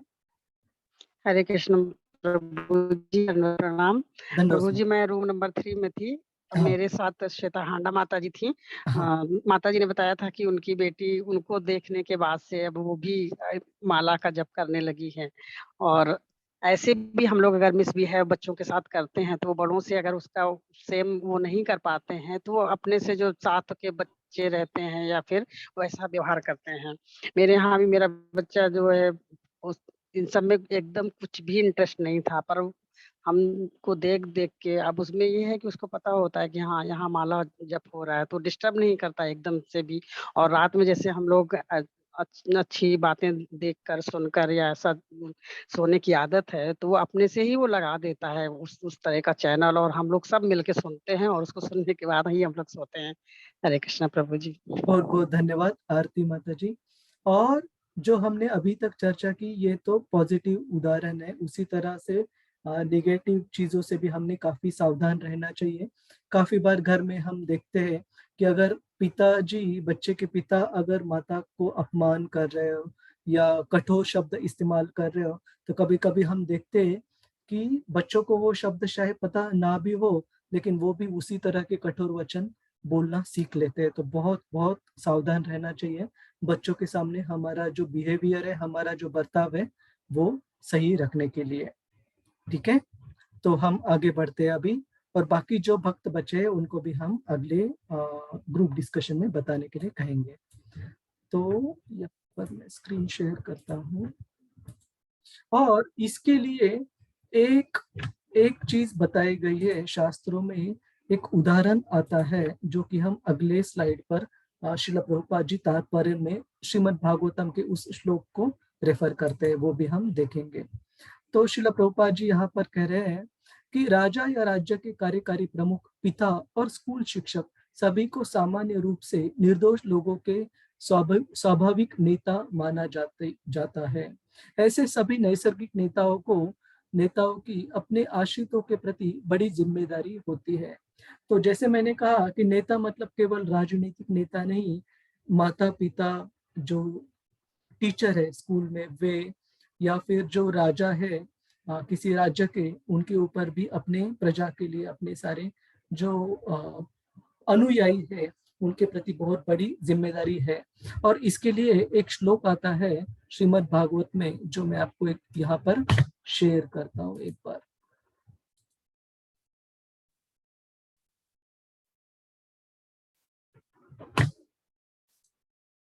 ये श्लोक आपको दिख रहा है 5:18 श्रीमद् भागवतम का, मेरे स्क्रीन पर दिख रहा है? प्रभु जी दिख रहा है। तो यहाँ पर ये शिक्षा दी गई है, ये ज्ञान दिया गया है महाराज ऋषभदेव द्वारा अपने पुत्रों को 5वें स्कंद में 5वां अध्याय 18वां श्लोक। इसमें महाराज ऋषभदेव कहते हैं, गुरु न सस्यात् जन स्वजनो न सस्यात्, पिता न सत्स्यात्, जननी न सत्स्यात्, दैवं न तत्स्यात्, पतिश्च सस्यात्, नमोच येद्य समुपेत मृत्युम। Translation: one who cannot deliver his dependents from the path of repeated birth and death should never become a spiritual master, a father, a husband, a mother, or a worshipable demigod. यहाँ पर ऋषभदेव अपने पुत्रों को बता रहे हैं कि ऐसे व्यक्ति जो अपने अनुयायियों को जन्म मृत्यु जरा व्याधि के चक्र से बाहर नहीं निकाल सकता, वैसे व्यक्ति ने 1 2 3 4 5 प्रकार के जो स्तर है, जो कर्तव्य है, वो कभी नहीं करने। वो रोल को हम हिंदी में क्या बोलते हैं? 4 प्रकार की भूमिका, 4 प्रकार की भूमिका कभी नहीं उन्होंने लेनी चाहिए। कौन से 4 प्रकार है? उस व्यक्ति ने कभी गुरु, मतलब जो आध्यात्मिक गुरु है, या फिर जो भौतिक जो टीचर है, वो भी कभी नहीं बनना चाहिए। कभी माता नहीं बनना चाहिए, पिता नहीं बनना चाहिए, पति नहीं बनना चाहिए, या कभी भी देवताओं की भूमिका भी नहीं लेनी चाहिए। ऐसे व्यक्ति ने जो कि अपने अनुयायियों को जन्म मृत्यु जरा व्याधि से बाहर नहीं निकाल सकते और या निकालने का प्रयास नहीं करते। ये इतना बहुत महत्वपूर्ण श्लोक है। इसका मतलब है कि हम अगर अभी माता पिता है, शादी होने के बाद हमारे बच्चे वगैरह है, तो उनके माता पिता होने के नाते ये हमारा कर्तव्य है कि उनको इस जन्म मृत्यु जरा व्याधि के चक्र से बाहर निकालने के लिए हमने पूरा प्रयास करना चाहिए। और पूरा प्रयास करने का सबसे पहला तरीका है, हमने अपनी कृष्ण भावना के जो कार्य है वो बहुत अच्छे से सावधानता से करने चाहिए, ताकि हमारे जो भी पालन करता, जो भी अनुयायी है, उनको एक आदर्श उदाहरण रहे सामने। ठीक है, ये बहुत बहुत महत्वपूर्ण श्लोक है। हम अभी अपने स्लाइड्स पर वापस चलते हैं। तो ये भगवान कृष्ण ने अर्जुन को सिखाने के बाद कि कैसे इस वर्णाश्रम धर्म का पालन करते वक्त अपने अपने जो कर्तव्य है इनका पालन करते वक्त कैसे बहुत हमेशा केयरफुल रहना चाहिए, ताकि हम अपने कार्यों से समाज में अपने अनुयायियों के लिए एक आदर्श उदाहरण प्रस्थापित कर पाए। तो अर्जुन यहाँ पर कृष्ण को पूछते हैं कि हे कृष्ण, आपने तो एक आदर्श भूमिका निभाने के लिए उसका महत्व बताया, लेकिन कभी कभी मैं देखता हूँ कि ऐसे आदर्श व्यक्ति, ऐसे अच्छे व्यक्ति भी समाज में ऐसे कुछ कार्य कर बैठते हैं जो कि हम विश्वास भी नहीं रख सकते। ऐसे लगता है ताकि अनिच्छा से, उनकी इच्छा हुए बिना भी कोई शक्ति है जो उनको प्रभावित कर रही है ऐसे कार्य करने के लिए। तो ये कौन सी चीज है जिससे वो कभी कभी अच्छे लोग भी गलत काम करते हैं? तो इसके लिए अर्जुन, ये प्रश्न आता है सबसे पहले अर्जुन का, अथ केन प्रयुक्तो यम पापम चरति पुरुषः अनिच्छन्नपि वार्ष्णेय बलादीव नियोजितः। हे वृष्णि के वंशज, अनिच्छा से भी, जैसे कि बल से लगे हुए पापी कृत्यों के लिए कोई क्या प्रेरित करता है? कि कभी कभी इच्छा ना होने के बावजूद ऐसे लगता है कि गलत कार्य करने के लिए कोई शक्ति हमें बलपूर्वक हमें प्रभावित कर रही है। तो वो चीज क्या है जो हमें इस गलत कार्य, पाप में कार्य करने में फोर्स करती है? तो इसके बारे में भगवान कृष्ण कहते हैं 3.37। तो हम एक बार, वो श्लोक यहाँ पर नहीं है तो आपके सामने भगवद गीता है तो भी आप खोल सकते हैं, नहीं तो मैं यहाँ पर भी आपको दिखाता हूँ। 1 मिनट बस। 3:37 मैं पढ़ूं प्रभु जी? हाँ माता जी प्लीज पढ़िए तब तक। बीजी 3.37 श्री भगवानुवाच काम एष क्रोधेश रजो गुण समुद्भवः महाशनो महापाप्मा विद्येन्मिह वैरिणम। हरे कृष्ण। हाँ, उसका ट्रांसलेशन भी पढ़िए माता जी। जी, श्री भगवान ने कहा, हे अर्जुन, इसका कारण रजोगुण के संपर्क से उत्पन्न काम है, जो बाद में क्रोध का रूप धारण करता है और जो इस संसार का सर्वभक्षी पापी शत्रु है। हाँ, बहुत बहुत धन्यवाद माता जी। तो यहाँ पर भगवान कृष्ण कहते हैं कि ये जो शक्ति है जो बलपूर्वक हमें कभी कभी प्रभावित करती है गलत काम करने के लिए, पापों में काम करने के लिए, ये कोई और शक्ति नहीं है, बिल्कुल अपना काम वासना है, लस्ट है। और काम वासना मतलब केवल अपोजिट जेंडर, मतलब पुरुष की स्त्री के प्रति और स्त्री के पुरुष के प्रति, ये तो एक प्रकार की काम वासना है। लेकिन काम का मतलब है कोई भी ऐसी उपभोग करने की कोशिश करना, ऐसी उपभोग करने की इच्छा करना जो कि भगवान की भक्ति से अलग हो, भगवान की भक्ति से दूसरी कोई भी उपभोग, अपने इंद्रिय तृप्ति के लिए भोग करने की इच्छा रखना, ये काम कहलाता है। तो इसके बारे में ऐसे कहा गया है भगवान कृष्ण द्वारा। इसकी उपमा उन्होंने किससे की गई है? महाअश्नि महापाप। एक मिनट में वो श्लोक खोलता हूँ। 3:37 भगवान कृष्ण कहते हैं, महाशनो महापाप्मा विद्धि एनम इह वैरिणा। महाअश्नि, अश्नि का मतलब है पाइथन। पाइथन को हिंदी में क्या कहते हैं? अजगर। हिंदी में क्या कहते हैं हम पाइथन को? अजगर क्या ही नाम है? अजगर तो प्रभु जी। अजगर कहते हैं ना। हाँ, तो अजगर जो रहता है उसमें और एक बाघ में या शेर में फर्क क्या है? शेर जब अपनी शिकार करता है तो अपने शिकार को मारने के बाद वो जो भी मांस भक्षण करता है, लेकिन हड्डियां वगैरह जो भी है वो छोड़ देगा पीछे। लेकिन जब अजगर रहता है, जो पाइथन रहता है, वो अपने शिकार को जब शिकार करता है ना, अपने प्रे को जब शिकार करता है तो वो एक उसकी हड्डी भी बाहर नहीं छोड़ेगा, पूरा निगल लेगा वो, है ना। और निगलने के बाद पूरा वो डाइजेस्ट कर कर उसके शरीर में वो पूरा ये हो जाएगा, घुल मिल जाएगा। तो इससे हम क्या सीख सकते हैं कि ये जो काम की जो शक्ति है वो इतनी शक्तिशाली है कि बाकी जो भी अनर्थ है उसमें अगर हम अटके तो हम बाहर आने के लिए हमें कुछ मेहनत कर सकते हैं, बाहर आने का काफी मौका है। और हमें थोड़ी तो वो जो हरे कृष्णा, रजनी माता जी प्लीज ध्यान रखिए।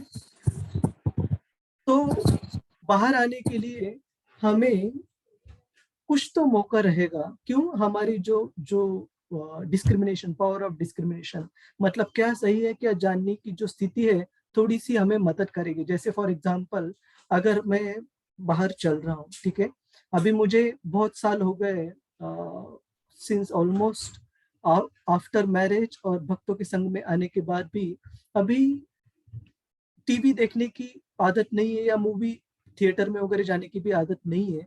तो चांस बहुत कम है कि मैं अगर थिएटर के सामने से जाऊं तो भी मन करेगा चलो जाकर देखते हैं।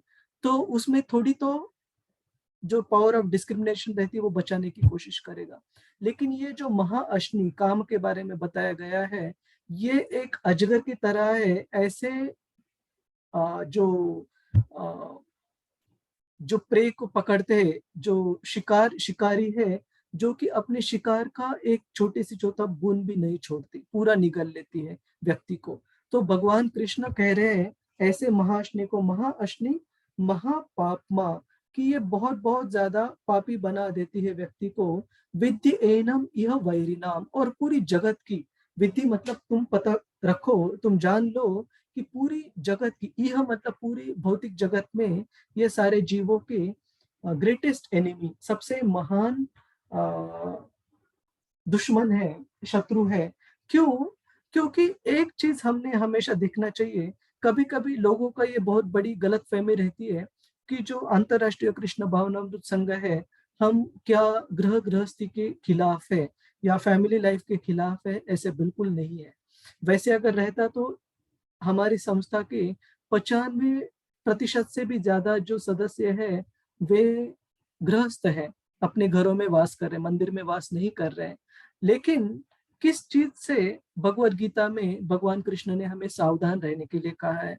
इस चीज से सावधान रहने के लिए कहा है कि जब कोई व्यक्ति काम में फंस जाता है, और काम मतलब मैंने कहा कि पुरुष का स्त्री के प्रति, स्त्री का पुरुष के प्रति, एक तो एक प्रकार का हो गया, लेकिन उतना ही नहीं है। किसी भी इंद्रिय भोग की विषय में इच्छा करते वक्त जब हम भगवान कृष्ण के सेवा के विमुख हो जाते हैं तो प्रॉब्लम ये हो जाता है कि हम अपने आप को इस जगत का भोक्ता समझने लगते हैं, उपभोक्ता समझने लगते हैं, और जो कि हमारी स्थिति है नहीं। तो वो जो चीज है हम अपने आप को भोक्ता समझने की, वो सबसे ज्यादा प्रॉब्लमेटिक, सबसे ज्यादा जो मुश्किल जो चीज हो जाती है। कोई व्यक्ति जब काम कार्यों में लगा रहता है वो खुद को भूल जाता है, वो ये भूल जाता है कि हम भगवान के दास है। वो ये समझने लगता है कि भोक्तारम अहम, ऐसे समझता है कि सारे जो भोक्ता, सारे जो भुगतने वाली चीजें इस जगत में, उसमें मैं भोक्ता, भोग करने वाला हूँ। और उससे फिर वो कृष्ण की जो सेवा की इच्छा है पूरी तरीके से निकल जाते हैं उस व्यक्ति में।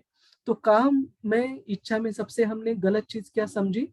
गलत चीज ये नहीं कि काम में जो जो सेंस ग्रेटिफिकेशन, इंद्रिय तृप्ति की जो चीजें है उन्हें भोग करना, उसमें सबसे ज्यादा गलत चीज है कि हम अपने आप को कृष्ण के दास के रूप में न समझकर हम वो हमारी जो आइडेंटिटी है वो भूलकर हम समझने लगते हैं कि हम इस जगत में भोक्ता है। मतलब भगवान कृष्ण की जो पोजीशन है, उनका जो स्तर है भोक्ता होने का, वो हम समझने लगते जाने अनजाने में कि हम खुद उस स्तर पर है, भुगतने के स्तर पर है।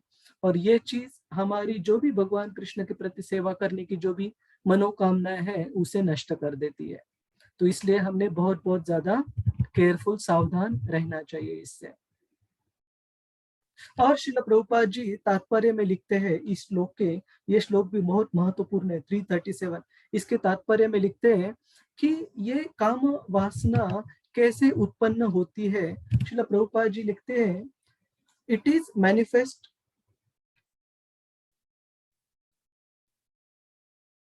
Due to the misuse, by misuse of their independence. मतलब भगवान कृष्ण ने हमें जो बहुत छोटी मात्रा में जो स्वतंत्रता दी है, जो स्वतंत्र दिया है, उसका जब हम गलत इस्तेमाल करते हैं तो उससे क्या हो जाता है, हमारी जो भगवान के प्रति सेवा करने की जो इच्छा रहती है वो काम में, काम वासना में वो बदल जाती है। तो हमारी स्वतंत्रता का गलत इस्तेमाल करने से हमारी भगवान की सेवा करने की इच्छा काम में परिवर्तित हो जाती है, बदल जाती है। और ये जो भौतिक जगत है पूरा, ये ऐसे बताया गया है भगवत गीता के तात्पर्य में 337 के तात्पर्य में श्रील प्रभुपाद जी लिखते हैं कि material creation has been created by the lord to give facility to condition souls to fulfil their lustful propensities. मतलब पूरा ये जो भौतिक जगत बनाया है जिसमें आप में सब सारे बद्ध जीव है, ये भगवान कृष्ण ने केवल और केवल इसी के लिए बनाया है कि ये जो काम प्रकृति से जो प्रभावित जो भी बद्ध जीव है उनको अपने अपने इच्छाओं को पूर्ण करने के लिए एक फैसिलिटी प्रदान करने के लिए, एक फैसिलिटी, एक सेटअप प्रदान करने के लिए। जैसे एक उदाहरण के तौर पर बताया जाता है कि एक माँ समझो गाड़ी चला रही है, कार चला रही है, और छोटा बच्चा 3-4 साल का वो दिख रहा है माँ को स्टीयरिंग हैंडल करते वक्त, गियर बदलते वक्त या एक्सेलरेटर ब्रेक प्रेस करते वक्त पाव से, तो वो दूसरे दिन माँ के पीछे लग जाता है कि माँ आपने कल गाड़ी चलाई थी, मुझे आज चलानी है। तो माँ को पता है कि बच्चा अभी बहुत छोटा है, उसको कार का स्टीयरिंग में नहीं दे सकती, नहीं तो एक्सीडेंट हो सकता है, वो अभी उसके लायक नहीं है। तो माँ क्या करती है कि आपको कार चलानी है, ठीक है, वो एक टॉय कार लाके दे देती है बच्चे को, टॉय कार लाके दे देती है ताकि बच्चा उस टॉय कार के साथ स्टीयर कर सके, खेलने की कोशिश कर सके।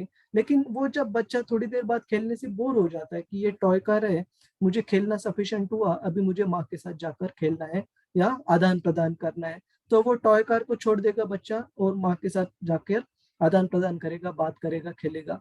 उसी तरह से भगवान कृष्ण ने ये जो भौतिक जगत है, हमें एक टॉय कार, हमें खिलौनों के स्तर पर हमें दिया है कि आप कुछ चीज भुगतना चाहते हो, लेकिन वो आपका नेचर, आपका जो नेचर है, आपका जो शाश्वत रूप है, वो एक भोक्ता का नहीं है। लेकिन आप फिर भी भुगतना चाहते हो, तो ठीक है, मैं आपको एक भौतिक जगत बना के देता हूँ जिसमें आप आपकी जो भी इच्छा है इंद्रिय तृप्ति की, वो पूरी करने की कोशिश कीजिए, और उसके लिए भौतिक जगत बना है। आप कृपया वहां पर जाकर आप जब बोर हो जाओगे कि हे प्रभु, मुझे इस भौतिक जगत में बिल्कुल कुछ सुख की प्राप्ति नहीं हो रही है, मैं बहुत फ्रस्ट्रेट हो गया हूँ, बोर हो गया हूँ, और अभी मुझे आपके सेवा में जुड़ना है हमेशा के लिए, तो आपकी सेवा में मुझे लगना है, तब भगवान कृष्ण हमें भक्तों का सहारा देकर इस भौतिक जगत से निकाल लेते हैं। तो इस प्रकार से हम देखते हैं कि काम क्या है, इस भौतिक जगत किस तरीके से बना है, और हमारी भगवान के प्रति भक्ति की जो इच्छा है वो काम में कैसे परिवर्तित हो जाती है। इसके बारे में किसी को कोई प्रश्न है? हरे कृष्ण।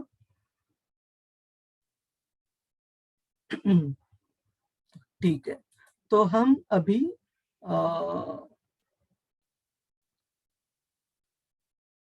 एक यहाँ पर ग्रुप एक्सरसाइज है, उसे हम करेंगे। तो यहाँ पर 3 महत्वपूर्ण श्लोक बताए गए हैं। एक तो जो हमने अभी चर्चा की 337, जिसमें भगवान कृष्ण बताते हैं कि ऐसी कौन सी चीज है जो किसी व्यक्ति को गलत काम करने में प्रभावित कर देती है एक बल के हिसाब से, और वो है काम। ये 337 श्लोक है। दूसरा श्लोक है 339, जिस अगर आपके सामने भगवद गीता है तो आप खोल सकते हैं। और मैं आप सभी से विनती करूंगा कि कृपया अपनी अपनी पर्सनल कॉपी भगवत गीता की हमेशा साथ में रखिएगा। ठीक है। 339 आवृतम ज्ञानम एतेन ज्ञानिनो नित्य वैरिना काम रूपेण कौन्तेय दुष्पुरेना नलेन च। यहाँ पर भगवान कृष्ण कहते हैं, और इस काम इच्छा से जो एक वाइज, एक अच्छे से होशियार जो जीवात्मा रहती है, उनकी जो शुद्ध चेतना रहती है वो पूरी तरह से ढक जाती है इस काम की वजह से, इस काम रूपी शत्रु की वजह से। और ये काम रूपी शत्रु ऐसा है, भगवान कृष्ण कहते हैं, जो कभी भी सेटिस्फाइड को हम हिंदी में क्या बोल सकते हैं? संतुष्ट। हाँ, पूर्ण रूप से, बहुत बहुत धन्यवाद माता जी, पूर्ण रूप से कभी भी संतुष्ट नहीं हो पाता अगर हम उस काम इच्छा को पूर्ण करने की कोशिश करेंगे। जिस प्रकार से भगवान कृष्ण एक उदाहरण देते हैं, जिस प्रकार से अग्नि में अगर हम फ्यूल या घी या तेल डालते रहे तो वो अग्नि कभी बुझेगी नहीं, वो बढ़ती जाएगी। हम अगर सोचे कि अग्नि है, उसमें इतना सारा पेट्रोल डाल देंगे कि वो अग्नि को खत्म करेंगे, वो बुझने वाली नहीं है और बड़ी मात्रा में वो प्रज्वलित हो जाएगी। उसी तरह ये काम की जो इच्छा रहती है, कृष्ण कहते हैं कि जितना हम उसे पूर्ण करने की कोशिश करेंगे वो उससे खत्म नहीं होने वाली, उससे बढ़ती जाएगी। और उसके लिए भगवान कृष्ण एक उदाहरण दे रहे हैं 341 में। ये बहुत महत्वपूर्ण श्लोक है 341। इसमें भगवान कृष्ण कहते हैं, O Arjun, the best of the Bharatas, in the very beginning, Hare Krishna, in the very beginning, curb this great symbol of sin, lust, by regulating the senses. इसलिए हे अर्जुन, तुम इस काम इच्छा को अगर तुम्हें मैनेज करना है, अगर तुम्हें इसे अंडर द कंट्रोल, अगर इसे तुम्हें ठीक करना है, तो तुम्हें बहुत शुरू से you will have to regulate your senses, मतलब हमारे जो इंद्रिय है उनको शुरू से वश में रखना पड़ेगा। और उनको वश में रख के रेगुलेट करके, रेगुलेट कैसे करना है? भगवान कृष्ण की सेवा में लगाकर, केवल और केवल उनको नियंत्रित करके ही, अपने इंद्रियों को नियंत्रित करके ही, वश में करके ही तुम इस जो slay this destroyer of knowledge and self realisation, जो हमारे ज्ञान और आत्म साक्षात्कार का ये जो शत्रु है काम इच्छा के रूप में, इस वैरी को हम दमन कर सकते हैं अगर हमने हमारे इंद्रियों को नियंत्रित रखा शुरू से। कैसे नियंत्रित रखेंगे? कृष्ण भावनामृत कार्यों में लगाने से। तो ये जो तीन जो श्लोक है, इसके बारे में हमें ग्रुप डिस्कशन, एक चर्चा करनी है। तो यहाँ पर अभी भक्त है मुझे छोड़कर है 15 तो हम 3 ग्रुप बनाएंगे। एक ग्रुप में 4 भक्त आएंगे और 2 ग्रुप में 5-5 भक्त आएंगे। तो पहले ग्रुप के लिए आपको श्लोक 3.37 का अनुवाद और तात्पर्य एक बार पढ़ना है और आपको उसको एकदम सिंपल भाषा में, सरल भाषा में उसको एक्सप्लेन करना है कि हम उससे क्या समझते, भगवान कृष्ण हमें क्या बताना चाहते हैं। कुछ उदाहरण देना चाहे तो वो भी दे सकते हैं। और जो ग्रुप 2 है उन्हें 339 डिस्कस करना है और ग्रुप 3 जो है उन्हें 341 चर्चा करनी है उस पर। ठीक है, क्लियर है 3 ग्रुप में? तो मैं अभी ब्रेकआउट रूम बनाता हूँ। यहाँ पर मैं 1 मिनट ये चैट ग्रुप में डालता हूँ एक बार। और ग्रुप 1, 2 एंड 3। तो पहले ग्रुप को पहला श्लोक लेना है 337, दूसरे ग्रुप को 339 और तीसरे ग्रुप को 341 लेना है। ठीक है, तो 1 मिनट दीजिए बस।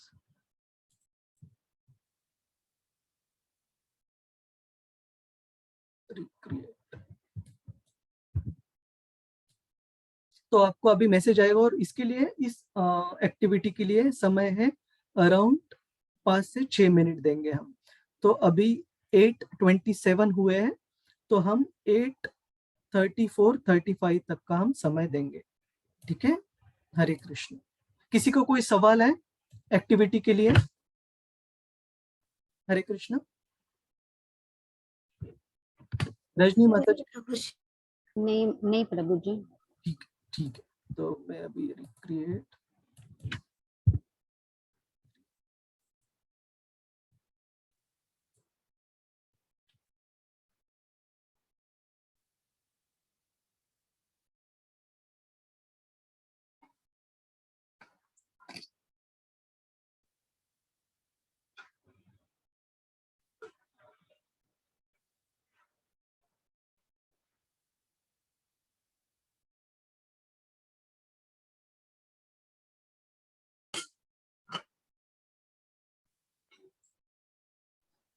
हरे कृष्णा। हरे कृष्णा माता जी। हमारा ग्रुप कौन सा है प्रभु जी? एक हमें मिनट। कोई ग्रुप ही नहीं है मिला। रजनी माता जी, आपको ग्रुप नहीं मिला है, आपको मैं थर्ड ग्रुप में असाइन करता हूँ माता जी, 1 सेकेंड। Group number 3। हाँ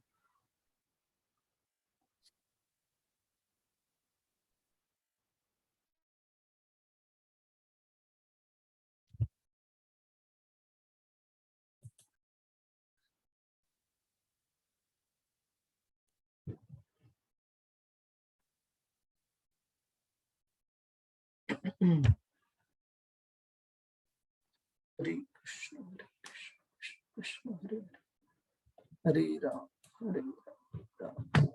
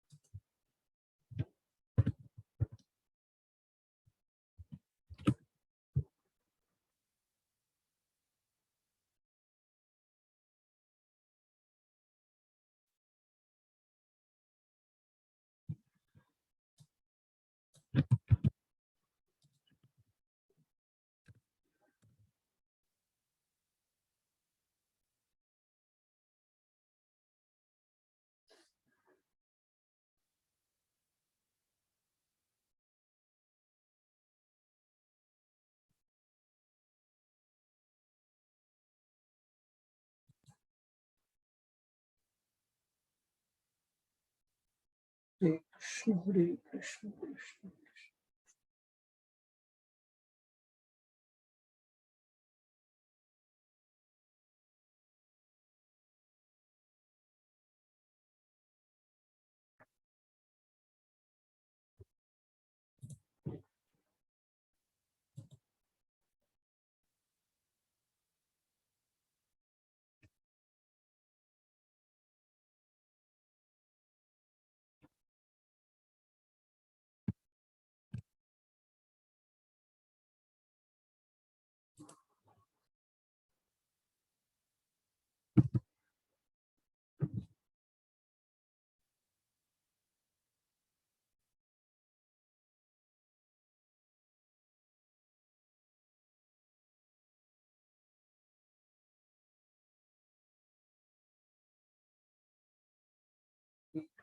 हरे कृष्ण कृष्ण कृष्ण हरे राम राम राम हरे हरे कृष्ण कृष्ण कृष्ण हरे हरे हरे राम राम।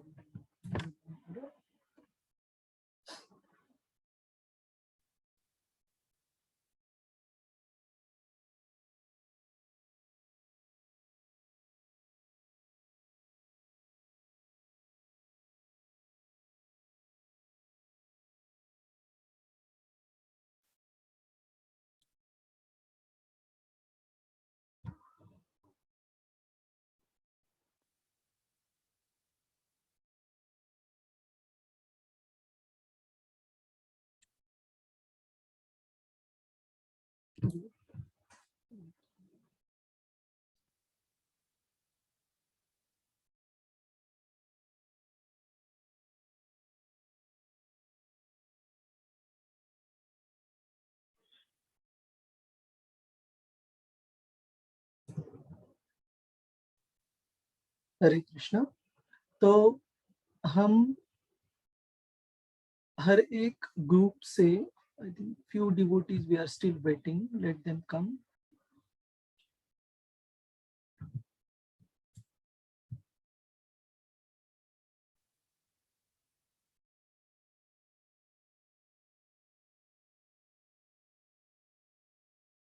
हाँ, तो हम हर एक ग्रुप से एक दो वॉलंटियर्स रिक्वेस्ट करेंगे, और अगर आप प्रेजेंट कर पाए उस श्लोक में हम भगवान कृष्ण क्या सिखा रहे हैं, हम उससे क्या सीख सकते हैं, और आपको अगर चाहिए तो कुछ उदाहरण भी आप बता सकते हैं, लेकिन वो उदाहरण वैष्णव सिद्धांतों के आधार पर होना चाहिए। ठीक है, तो first we will start with text 337। सबसे पहले हम जो श्लोक क्रमांक 3.37 है उससे शुरुआत करेंगे, और ग्रुप 1 उसमें है दीप्ति साहू माताजी, करिश्मा माताजी, प्रगति श्री माताजी, संजय प्रभु और श्री हरिप्रिया माताजी। तो कोई वॉलंटियर इस ग्रुप में से एक्सप्लेन करने के लिए इस श्लोक में भगवान कृष्ण हमें क्या बता रहे हैं और हम क्या सीख सकते हैं इस श्लोक से। करिश्मा माताजी, आप और आपके साथ और कौन है? जी हरे कृष्ण प्रभु जी, श्री हरिप्रिया माता जी। ओके ओके माताजी, यस माताजी, प्लीज गो अहेड। ओके प्रभु जी, तो यहाँ पर हमें भगवान बताते हैं कि जो आत्मा है वो भी सच्चिदानंद है, भगवान के ही अंश है, इसलिए वो शुद्ध होती है। तो उसके अंदर प्रेम करने की प्रवृत्ति भी होती है पहले से ही, जैसे कि यहाँ पर बताया गया है कि काम का उद्गम भी परम ब्रह्म से ही हुआ है। लेकिन जैसे ही हम इस भौतिक प्रकृति के संसर्ग में आते हैं तो वो जो काम की इच्छा है वो गलत रूप से परिणित हो जाती है, और इस तरह से जो है हम लोग काम से क्रोध उत्पन्न होता है हमारा जो है, फिर हम इस भौतिक पतन में भौतिक पूल में हमारा पतन हो जाता है। लेकिन ये दोनों चीजें जो काम और क्रोध है, इनको हम सही तरीके से भी यूज कर सकते हैं भगवान की भक्ति में लगा के। अगर हम जो है काम को भगवान पे लगाएं तो वो कहलाती है भगवत भक्ति और ईश्वर प्रेम। इसी तरह से जो क्रोध है, क्रोध को भी अगर हम भगवान के लिए प्रयोग करें, जैसे कि यहाँ पर उदाहरण दिया गया है हनुमान जी का, उन्होंने जो है लंका को जलाया था, लेकिन उन्होंने अपनी ताकत को दिखाने के लिए नहीं जलाया था, बल्कि भगवान की भक्ति में वहां पर वो काम किया था। इसी तरह से हम काम और क्रोध दोनों को भगवान के लिए यूज कर सकते हैं। इस प्रकार से हम अपने काम और क्रोध पर विजय प्राप्त कर सकते हैं। तो इस पर अभी मेरा एक प्रश्न है करिश्मा माता जी, आप या आपके ग्रुप में से भक्त भी उत्तर इसको दे सकते हैं। भगवत गीता पे हमने इस ऐसे श्लोक है जहां पर ये पूरा साइकिल दिया गया है कि काम से क्रोध कैसे उत्पन्न होता है, काम कैसे उत्पन्न होता है और क्रोध से आगे क्या उत्पन्न होता है, ये पूरा साइकिल दिया गया है। तो आपको या ग्रुप में भक्तों को पता है ये श्लोक कहाँ पर है? जी प्रभु जी, श्लोक का तो मुझे याद है, 63 श्लोक है प्रभु जी, अध्याय 2 का। हाँ हाँ कामेशा क्रोध ध्यायतो विषयान् पुंसः संगस्तेषु उपजायते संगात संजायते कामा कामात् क्रोधो उपजायते। और आगे का भी पढ़िए 263। क्रोधात् भवति सम्मोहा स्मृति विभ्रमा स्मृति भ्रंशात् बुद्धिनाशात् प्रणश्यति। हाँ, तो पूरा साइकिल भगवान कृष्ण यहाँ पर बताते हैं। और सबसे शुरुआत कौन सी स्टेज है इस पर? Contemplating objects of sense gratification, मतलब विषयों के जो इंद्रियों के जो विषय है उनके ऊपर ध्यान करना, और उससे पूरा साइकिल चालू हो जाता है। वो साइकिल एंड कहाँ पर होता है? जीव पूरी तरह से फिर से इस भौतिक जगत के चीजों में अटक जाता है। भौतिक जगत में one falls down again into the material pool, इस भौतिक जगत में फिर से पतन हो जाता है ना। तो बहुत बहुत अच्छे से समझाया करिश्मा माता जी ने। और कोई आपके साथ श्री हरिप्रिया माता जी, श्री हरिप्रिया माता जी आप कोई और इसके उदाहरण देना चाहेंगी इसके लिए कि कोई एक जीव किस तरह से काम इच्छा से उसका पतन हो गया और इसे भौतिक जगत में फिर से अटकना पड़ा, फिर से जन्म लेना पड़ा? कोई उदाहरण पता है आपको? हरे कृष्णा। जी प्रभु जी, मैं बता सकती हूँ? हाँ बोलिए। जी भरत महाराज जी, प्रभु जी भरत महाराज जी जो कि संन्यास लेने जंगल में गए थे, लेकिन उनका मन जो है हिरण के बच्चे में लग गया था, इसलिए वो फिर से अगले जन्म में मुक्त होने के बजाय फिर से हिरण बन गए। हाँ, तो जैसे मैंने कहा कि काम इच्छा मतलब ऐसे नहीं कि सिर्फ पुरुष और स्त्री के बीच में, कोई भी इच्छा जो भगवान की सेवा से विमुख हो वो काम कहलाता है। और जैसे भरत महाराज का बहुत सही उदाहरण करिश्मा माता जी ने बताया। ठीक है, श्री हरिप्रिया माता जी आप कुछ और ऐड करना चाहती है इसमें ग्रुप 1 से? प्रभु जी, इसमें उदाहरण जो एक दिया था, जैसे कि हम जैसे भगवान के अंश और कैसे हम पतित हो जाते हैं क्योंकि रजोगुण के संपर्क में आकर, उसके लिए यहाँ पर श्री प्रभुपाद जी ने अपने तात्पर्य में कहा है कि जैसे हम दूध की तरह प्योर और वो होते हैं, निर्मल और साफ स्वच्छ, परंतु जैसे इमली की संगत की वजह से हम दही में रूपांतरण हो जाता है, उसी तरह इंद्रिय विषय और भोगों के संपर्क में आकर हम रजोगुण के संपर्क से हम तमोगुण में गिर जाते हैं, क्योंकि काम और क्रोध तमोगुणी होते हैं। और यदि हम इन्हीं काम और क्रोध का प्रयोग कृष्ण भावना भावित कर्मों में लगा दें तो हमारा उद्धार होता है, और तमोगुण की जगह हम उसको सतोगुण की तरफ अपने आप को मोड़ लेते हैं। तो जब काम और क्रोध कृष्ण भावना अमृत में प्रयुक्त हो जाते हैं तो वो हमारे शत्रु न रहकर हमारे मित्र बन जाते हैं। बहुत बहुत धन्यवाद श्री हरिप्रिया माता जी। और एक उदाहरण श्रील प्रभुपाद जी के क्लासेस से हमें यह भी सुनने को मिलता है, जैसे जो बारिश का पानी रहता है, आकाश से आने वाला पानी बहुत शुद्ध रहता है, लेकिन जैसे वो पानी जमीन पर आकर मिट्टी से जमीन से स्पर्श कर लेता है वो पूरा इस्तेमाल करने लायक नहीं रहता है ना। उसको पहले शुद्ध करना पड़ता है, फिर ही हम उसका इस्तेमाल कर सकते हैं, पीने के लिए, कपड़े धोने के लिए, किसी भी चीज के लिए। तो उसी तरह से एक जीव जब आध्यात्मिक जगत से हमारा पतन होता है, हम पूरी तरह शुद्ध अवस्था में रहते हैं, लेकिन इस भौतिक जगत से, इस भौतिक जगत के गुणों से जैसे हमारा आदान प्रदान हो जाता है तभी हम कंटेमिनेटेड, हम होने लगते हैं, दूषित हो जाते हैं। हाँ, बहुत बहुत धन्यवाद सारे भक्तों का, करिश्मा माता जी, श्री हरिप्रिया माता जी और ग्रुप 1 के सारे भक्त। अभी हम देखेंगे 339 श्लोक और ग्रुप 2 विच इज आरती माता जी, जयमाला माता जी, पूनम माता जी, शशि माता जी एंड श्वेता हंडा माता जी। तो आप में से आप 2 वॉलंटियर्स भक्तों को वॉलंटियर कर सकते हैं। हरे कृष्णा। पूनम माता जी। हाँ, हरे कृष्णा प्रभु जी। तो 39 श्लोक में है कि आवृतम ज्ञानमेतेन ज्ञानिनो नित्य वैरिणा काम रूपेण कौन्ते दुष्पूरेण नलेन च। तो इस प्रकार ज्ञान में जीव आत्मा की शुद्ध चेतना उसके काम रूपी नित्य शत्रु से ढकी रहती है, जो कभी भी संतुष्ट नहीं होता और अग्नि के समान जलता रहता है। तो इसमें प्रभु जी ये बताया कि ये जो काम है, ये हमारी जो भौतिक इच्छाएं हैं किसी भी प्रकार की, वो इस तरह से है कि उसमें जो एक प्रज्वलित अग्नि के समान है कि उसमें हम जितना ईंधन डालेंगे, कि जितना हम उसमें घी डालते जाते हैं, वो और उतनी तीव्र गति से प्रज्वलित होती जाती है।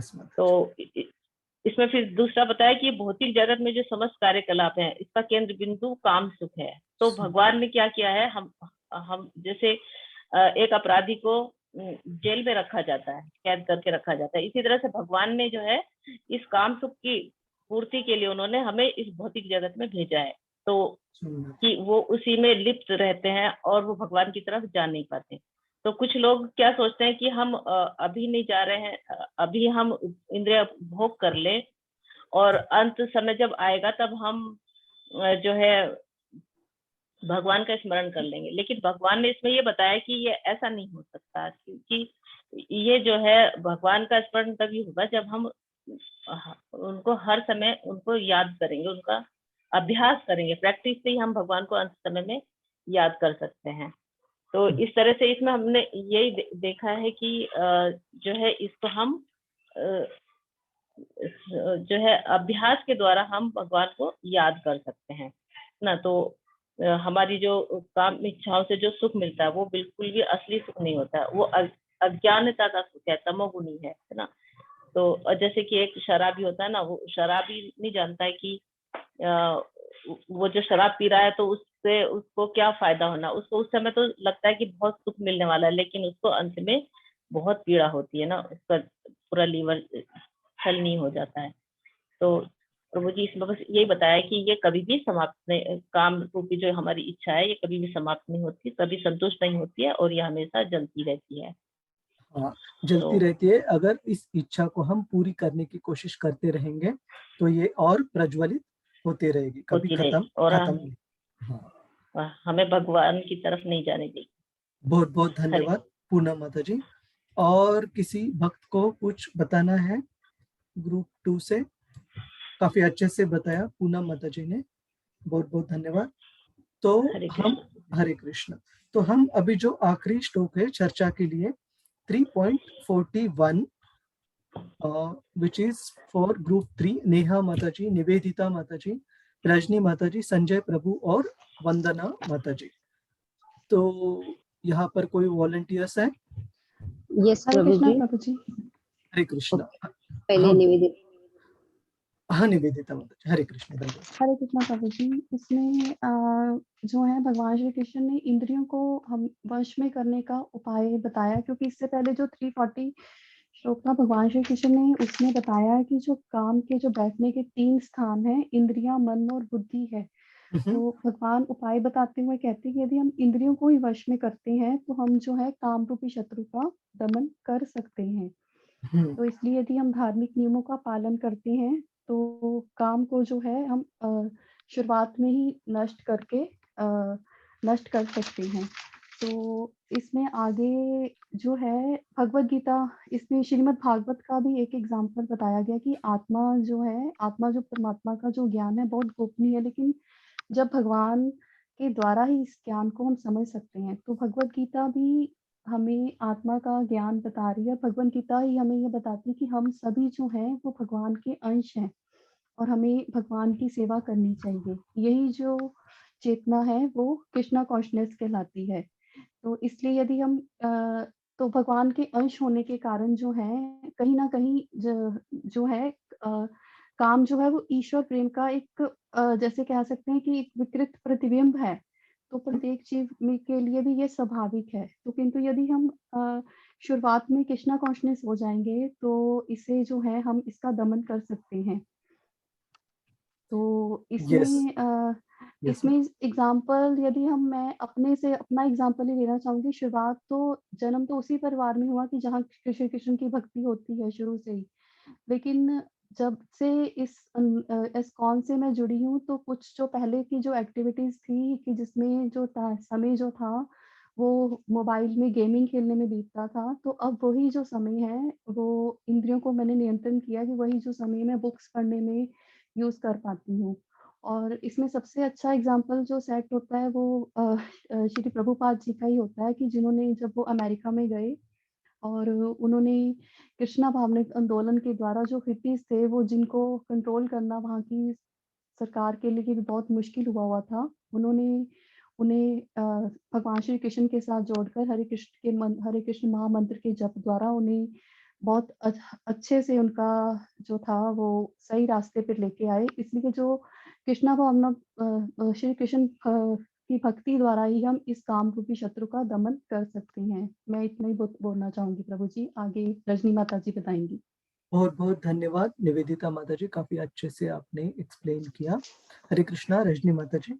हरे कृष्ण प्रभु जी, दंडवत प्रणाम प्रभु जी। मैं ये कहना चाहूंगी कि जीव जो होता है उसका मूल स्वभाव होता है आध्यात्मिक और वो शुद्ध होता है, पर वो कृष्ण का एक अंश होने के नाते वो जैसे कि श्री कृष्ण है समुद्र, तो उसका जो आत्मा रहता है वो एक रहता है, बूंद रहता है। यानी उसकी क्षमता और गुण कैसे रहते हैं, विभिन्न। यानी गुण समान होते हैं पर क्षमता विभिन्न होने की वजह से वो पूरी तरह से ये नहीं कर पाता, यानी और वो दूषित हो जाता है, जैसे कि वो भौतिक दुनिया से ये इसमें आ जाने की वजह से। और वो अपने आप को क्या समझता है कि अहंकार में कि वही सब कुछ करता है, करता होने के नाते जो अहंकार उसके अंदर आ जाता है तो वो बहुत सारी इच्छाएं करता है, यानी वो रजोगुण में चला जाता है। रजोगुण में चला जाने की वजह से अगर इसके इच्छा पूरा नहीं होता है तो वो क्रोध में चला जाता है, यानी तमोगुण में। यानी जैसे ही वो तमोगुण में चला जाता है तो हमें क्या करना चाहिए कि ज्यादा से ज्यादा हमारी जितनी भी इंद्रिय है वो हमें भगवान के इसमें लगानी चाहिए। तो उसके वजह से हम पूरी तरह से क्या हो जाएंगे, कृष्णा भावना भाव धीरे धीरे शुद्ध हो जाएंगे और हम पूरी तरह से थोड़ा थोड़ा करके कृष्ण के पास पहुंच जाएंगे। यहाँ तक ही मैंने प्रभु जी बोला। बहुत बहुत धन्यवाद रजनी माता जी। और मैं अभी स्क्रीन शेयर कर आप सभी को कुछ श्लोक दिखाना चाहूंगा 3 अध्याय से, और श्रील प्रभुपाद जी के कुछ तात्पर्य दिखाना चाहूंगा, जहां पर यह बताया गया है कि इंद्रियों को वश करने की सबसे शुरू की स्थिति कौन सी है। जहां पर यह बताया गया है कि भगवान कृष्ण के प्रसाद को ग्रहण कर और उनके नाम को जप कर अपनी जीवा को हम कैसे भगवान की सेवा में लगा सकते हैं, और अपने जीवा को अगर हम नियंत्रित रखेंगे तो एक एक करके बाकी इंद्रियां भी कैसे नियंत्रित हो जाएगी। तो यहाँ पर ये श्लोक आता है। वैसे प्रसादम के लिए तो ये श्लोक बताया गया है, यज्ञ शिष्टा शिन संतो, तो 3.13 वो भी हम देखेंगे। Let's see 3.13 first. ये काफी प्रचलित, काफी महत्वपूर्ण श्लोक है, आप सभी नोट कर सकते हैं रिसाइट करने के लिए, याद करने के लिए। यज्ञ शिष्टा शिन संतो मुच्यन्ते सर्व किल्बिषै भुंजते ते त्वघं पापा अपचन्त्यात्म कारणा। कृष्ण के भगवान के भक्त सभी प्रकार के पापों से मुक्त हो जाते हैं क्योंकि वे यज्ञ में अर्पित किए गए भोजन, यज्ञ शिष्टाशिन मतलब जो यज्ञ में संपन्न किए हुए, यज्ञ संपन्न करने के बाद मतलब भगवान को भोग लगने के बाद जो उच्छिष्ट रहते भगवान के, यज्ञ शिष्टाशिन संतो, उस प्रकार के अन्न को ग्रहण करके भगवान के भक्त जो रहते हैं, मुच्यन्ते सर्व किल्बिषै, मुच्यन्ते मतलब उनको छुटकारा मिलता है, मुक्ति मिलती है। सर्व किल्बिषै सारे प्रकार के पाप कर्मों से उनको छुटकारा मिलता है, क्योंकि वो भगवान की उच्छिष्ट, भगवान को अर्पण किए गए भोग को प्रसाद के रूप में स्वीकार करते हैं। भुंजते ते त्वघं पापा ये पचन्त्य आत्म कारणात्, आत्म कारणात् मतलब खुद के खुशी के लिए जो लोग अन्न बनाते और उसका भोग करते हैं, वे केवल और केवल भुंजते थे त्वघं पापा, केवल और केवल पाप ही जाता है, जहाँ की वो भगवान को भोग नहीं लगाते। इसके बारे में 3.11 श्लोक के तात्पर्य में श्रील प्रभुपाद जी बहुत सुंदरता से पूरा साइकिल बताते हैं। श्रील प्रभुपाद जी बताते हैं आहार शुद्धो सत्व शुद्धि, आप इसको भी अपनी भगवद गीता में नोट कर सकते हैं। 3.11 का पर्पोर्ट, आहार तात्पर्य, आहार शुद्धो सत्व शुद्धि, सत्व शुद्धो ध्रुव स्मृति, ध्रुव स्मृतिर लंबे सर्वम ग्रंथिनाम विप्रमोक्ष। और इसके बारे में मतलब श्रील प्रभुपाद जी बताते हैं, यज्ञ करने से मनुष्य के खाद्य पदार्थ शुद्ध हो जाते हैं, और शुद्ध खाद्य पदार्थ, शुद्ध भोजन करने से मनुष्य का जीवन शुद्ध हो जाता है। जब जीवन शुद्ध हो जाता है तो स्मृति के जो सूक्ष्म तंतु, जो final cells of the brain, स्मृति के सूक्ष्म तंतु शुद्ध हो जाते हैं, और स्मृति तंतुओं के शुद्ध होने पर मनुष्य मुक्ति मार्ग का चिंतन कर सकता है, मुक्ति मार्ग के बारे में सोच सकता है। तो हम कभी भी ये समझना चाहिए कि भगवान की भक्ति के लिए अगर सोच उत्पन्न करनी है तो हमें शुरुआत कहाँ से करनी पड़ेगी? एक भगवान को अर्पण किया गया, भगवान को भोग लगाया हुआ आहार स्वीकार करके, भगवान का प्रसाद स्वीकार करके, और वो स्वीकार करके फिर हमारा मनुष्य जीवन स्वीकार हो जाए, शुद्ध हो जाएगा। हमारी जो जो मस्तिष्क है, उसके जो सूक्ष्म तंतु है वो शुद्ध हो जाएंगे, और वो शुद्ध होने के बाद हमारी जो बुद्धि होगी वो भी कृष्ण भावना में हमें आगे बढ़ने के लिए मदद करेगी। तो ये पूरा जो साइकिल है, एक के ऊपर एक कैसे डिपेंडेंसी है, ये श्रील प्रभुपाद जी यहाँ पर बताते हैं। तो इसके साथ साथ आज हमारा अध्याय क्रमांक 3 कंक्लूड हो रहा है। एक श्रील प्रभुपाद जी की जो स्लाइड है वो हम देखेंगे, और आज हम असाइनमेंट क्रमांक 2 यहाँ पर शेयर करने जा रहे हैं। तो इसका भी आपको जो उत्तर लिखना है, जो पहले हमने फॉर्मेट बताया उसी के रूप में लिखना है। उसमें इंट्रोडक्शन आना चाहिए, फ्लो ऑफ थॉट्स पूरा होना चाहिए। श्रील प्रभुपाद जी के क्लासेस और श्रील प्रभुपाद जी के तात्पर्य है, भगवत गीता के जो श्लोक है उसके लिए आपको रेफरेंसेस देने पड़ेंगे, और हम इसके लिए आपको सफिशिएंट टाइम देंगे। ठीक है, तो सबमिशन टाइमलाइन में अभी तुरंत यहाँ पर नहीं बताऊंगा, बट कम से कम 30 तारीख के आगे ही हम बताएंगे। ठीक है, मतलब कम से कम 2 हफ्ते तो आपको पूरी तरह मिलेंगे लिखने के लिए। तो मैं पहले जो आखिरी स्लाइड है वो शेयर करता हूँ, और फिर हम असाइनमेंट को शेयर करते हैं। किसी भक्त के कोई प्रश्न है तो वो भी हम इस स्लाइड के बाद लेंगे यहाँ पर। तो कोई भक्त ये पढ़ना चाहता है? हरे कृष्ण। हरे कृष्ण। हरे कृष्ण। शशि माता जी। यस माता जी। हरे कृष्ण। यही एक मात्र उपाय है, इसलिए यह रामबाण उपाय है। हरे कृष्णा का जाप करते हुए सभी को कृष्ण भावना मृत में शामिल करना, यह ब्रह्मांडवाद के सर्वोच्च सिद्धांत से ऊपर आता है। यह मानव जाति के लिए सबसे बड़ा उपहार है कि वह पतित स्थिति में भी है, सबसे नीचे स्थिति में है, उसे केवल जप करने से सर्वोच्च पद तक पहुंचाया जा सकता है।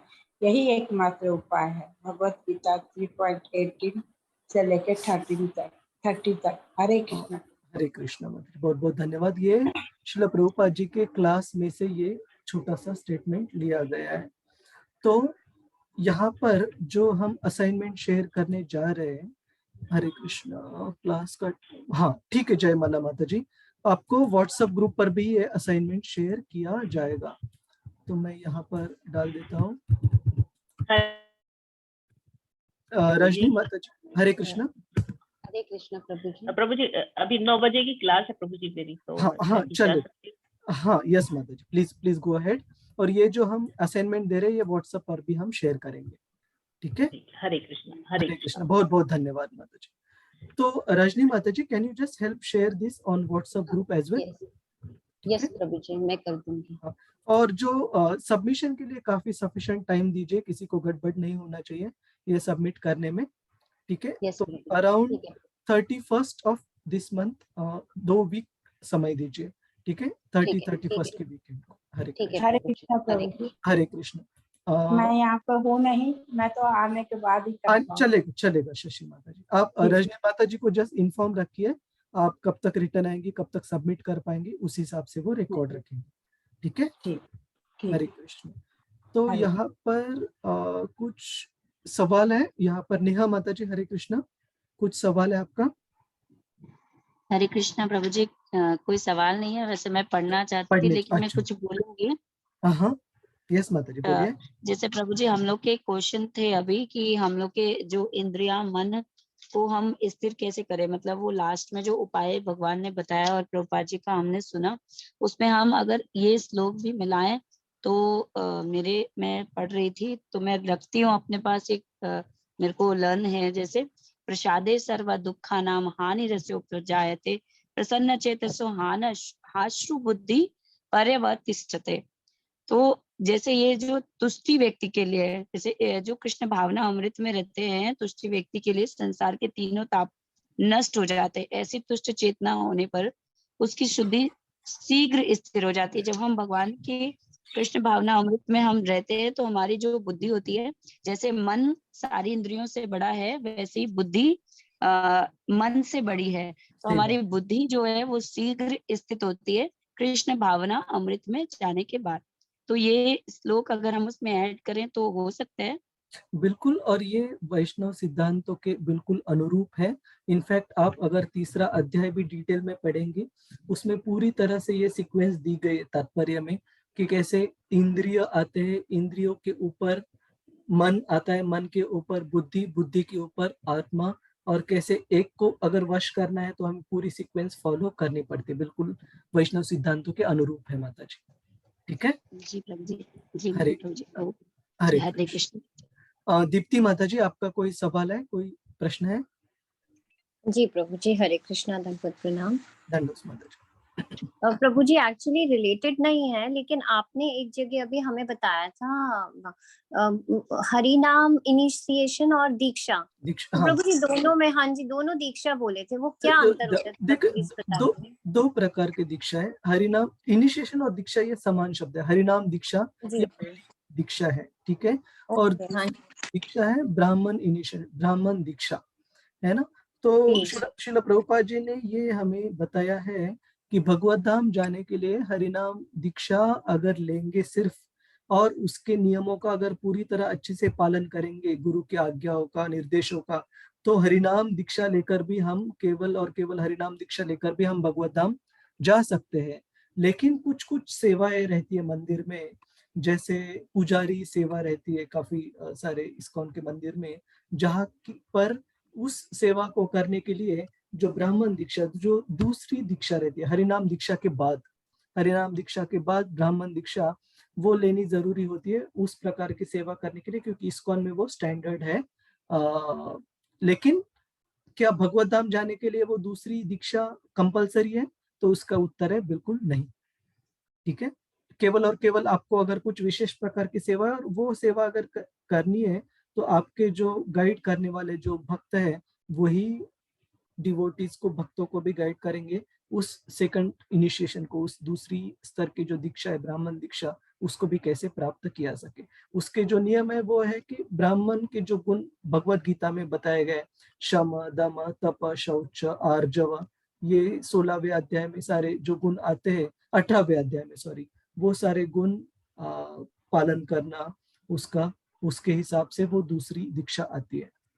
ठीक है, लेकिन जो जब आप केवल और केवल दीक्षा कर कर कभी भी पढ़ते हो, कभी भी सुनते हो, तो उस दीक्षा का मतलब होता है हरिनाम दीक्षा, जो पहली दीक्षा है। ठीक है, और उतनी सफिशिएंट है भगवत धाम जाने के लिए, उसमें कोई कमी नहीं है। ठीक है जी, थैंक यू प्रभु। हरे और किसी भक्त का कोई सवाल है असाइनमेंट के बारे में? आपको रिजल्ट, आपको सारे रिजल्ट एक्सपेक्टेड है, वो आ जाएंगे, आप रुपया उसका चिंता मत कीजिए। लेकिन और कोई सवाल है किसी भक्त का आज के तीसरे अध्याय की चर्चा के लिए, या 1 2 3 जो 3 हमारे आज अध्याय हम पूर्ण कर रहे हैं उसके बारे में भी कुछ आपका सवाल है तो आप पूछ सकते हैं। अगर नहीं है तो और कुछ सवाल भी रहा तो आप रजनी माता जी या जानवी माता जी के थ्रू भी पूछ सकते हैं। ठीक है, तो रजनी माता जी कुछ अनाउंसमेंट्स हैं? नहीं प्रभु जी, कल तो मेरा बीबी क्लास है, मैंने पहले ही डाला है बीबी ग्रुप में। अच्छा, बस ठीक है, ठीक है, बहुत बहुत धन्यवाद सारे भक्तों का, और हम आगे आने वाले सप्ताह में मिलेंगे। हरे कृष्ण। हरे कृष्ण हरे धन्यवाद आपका। हरे कृष्ण प्रभु जी, हरे हरे कृष्ण प्रभु जी, हरे कृष्ण प्रभु जी, हरे कृष्ण, दंडवत हरे कृष्ण। हरे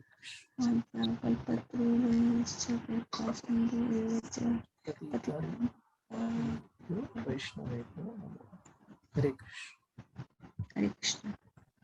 हरे कृष्ण।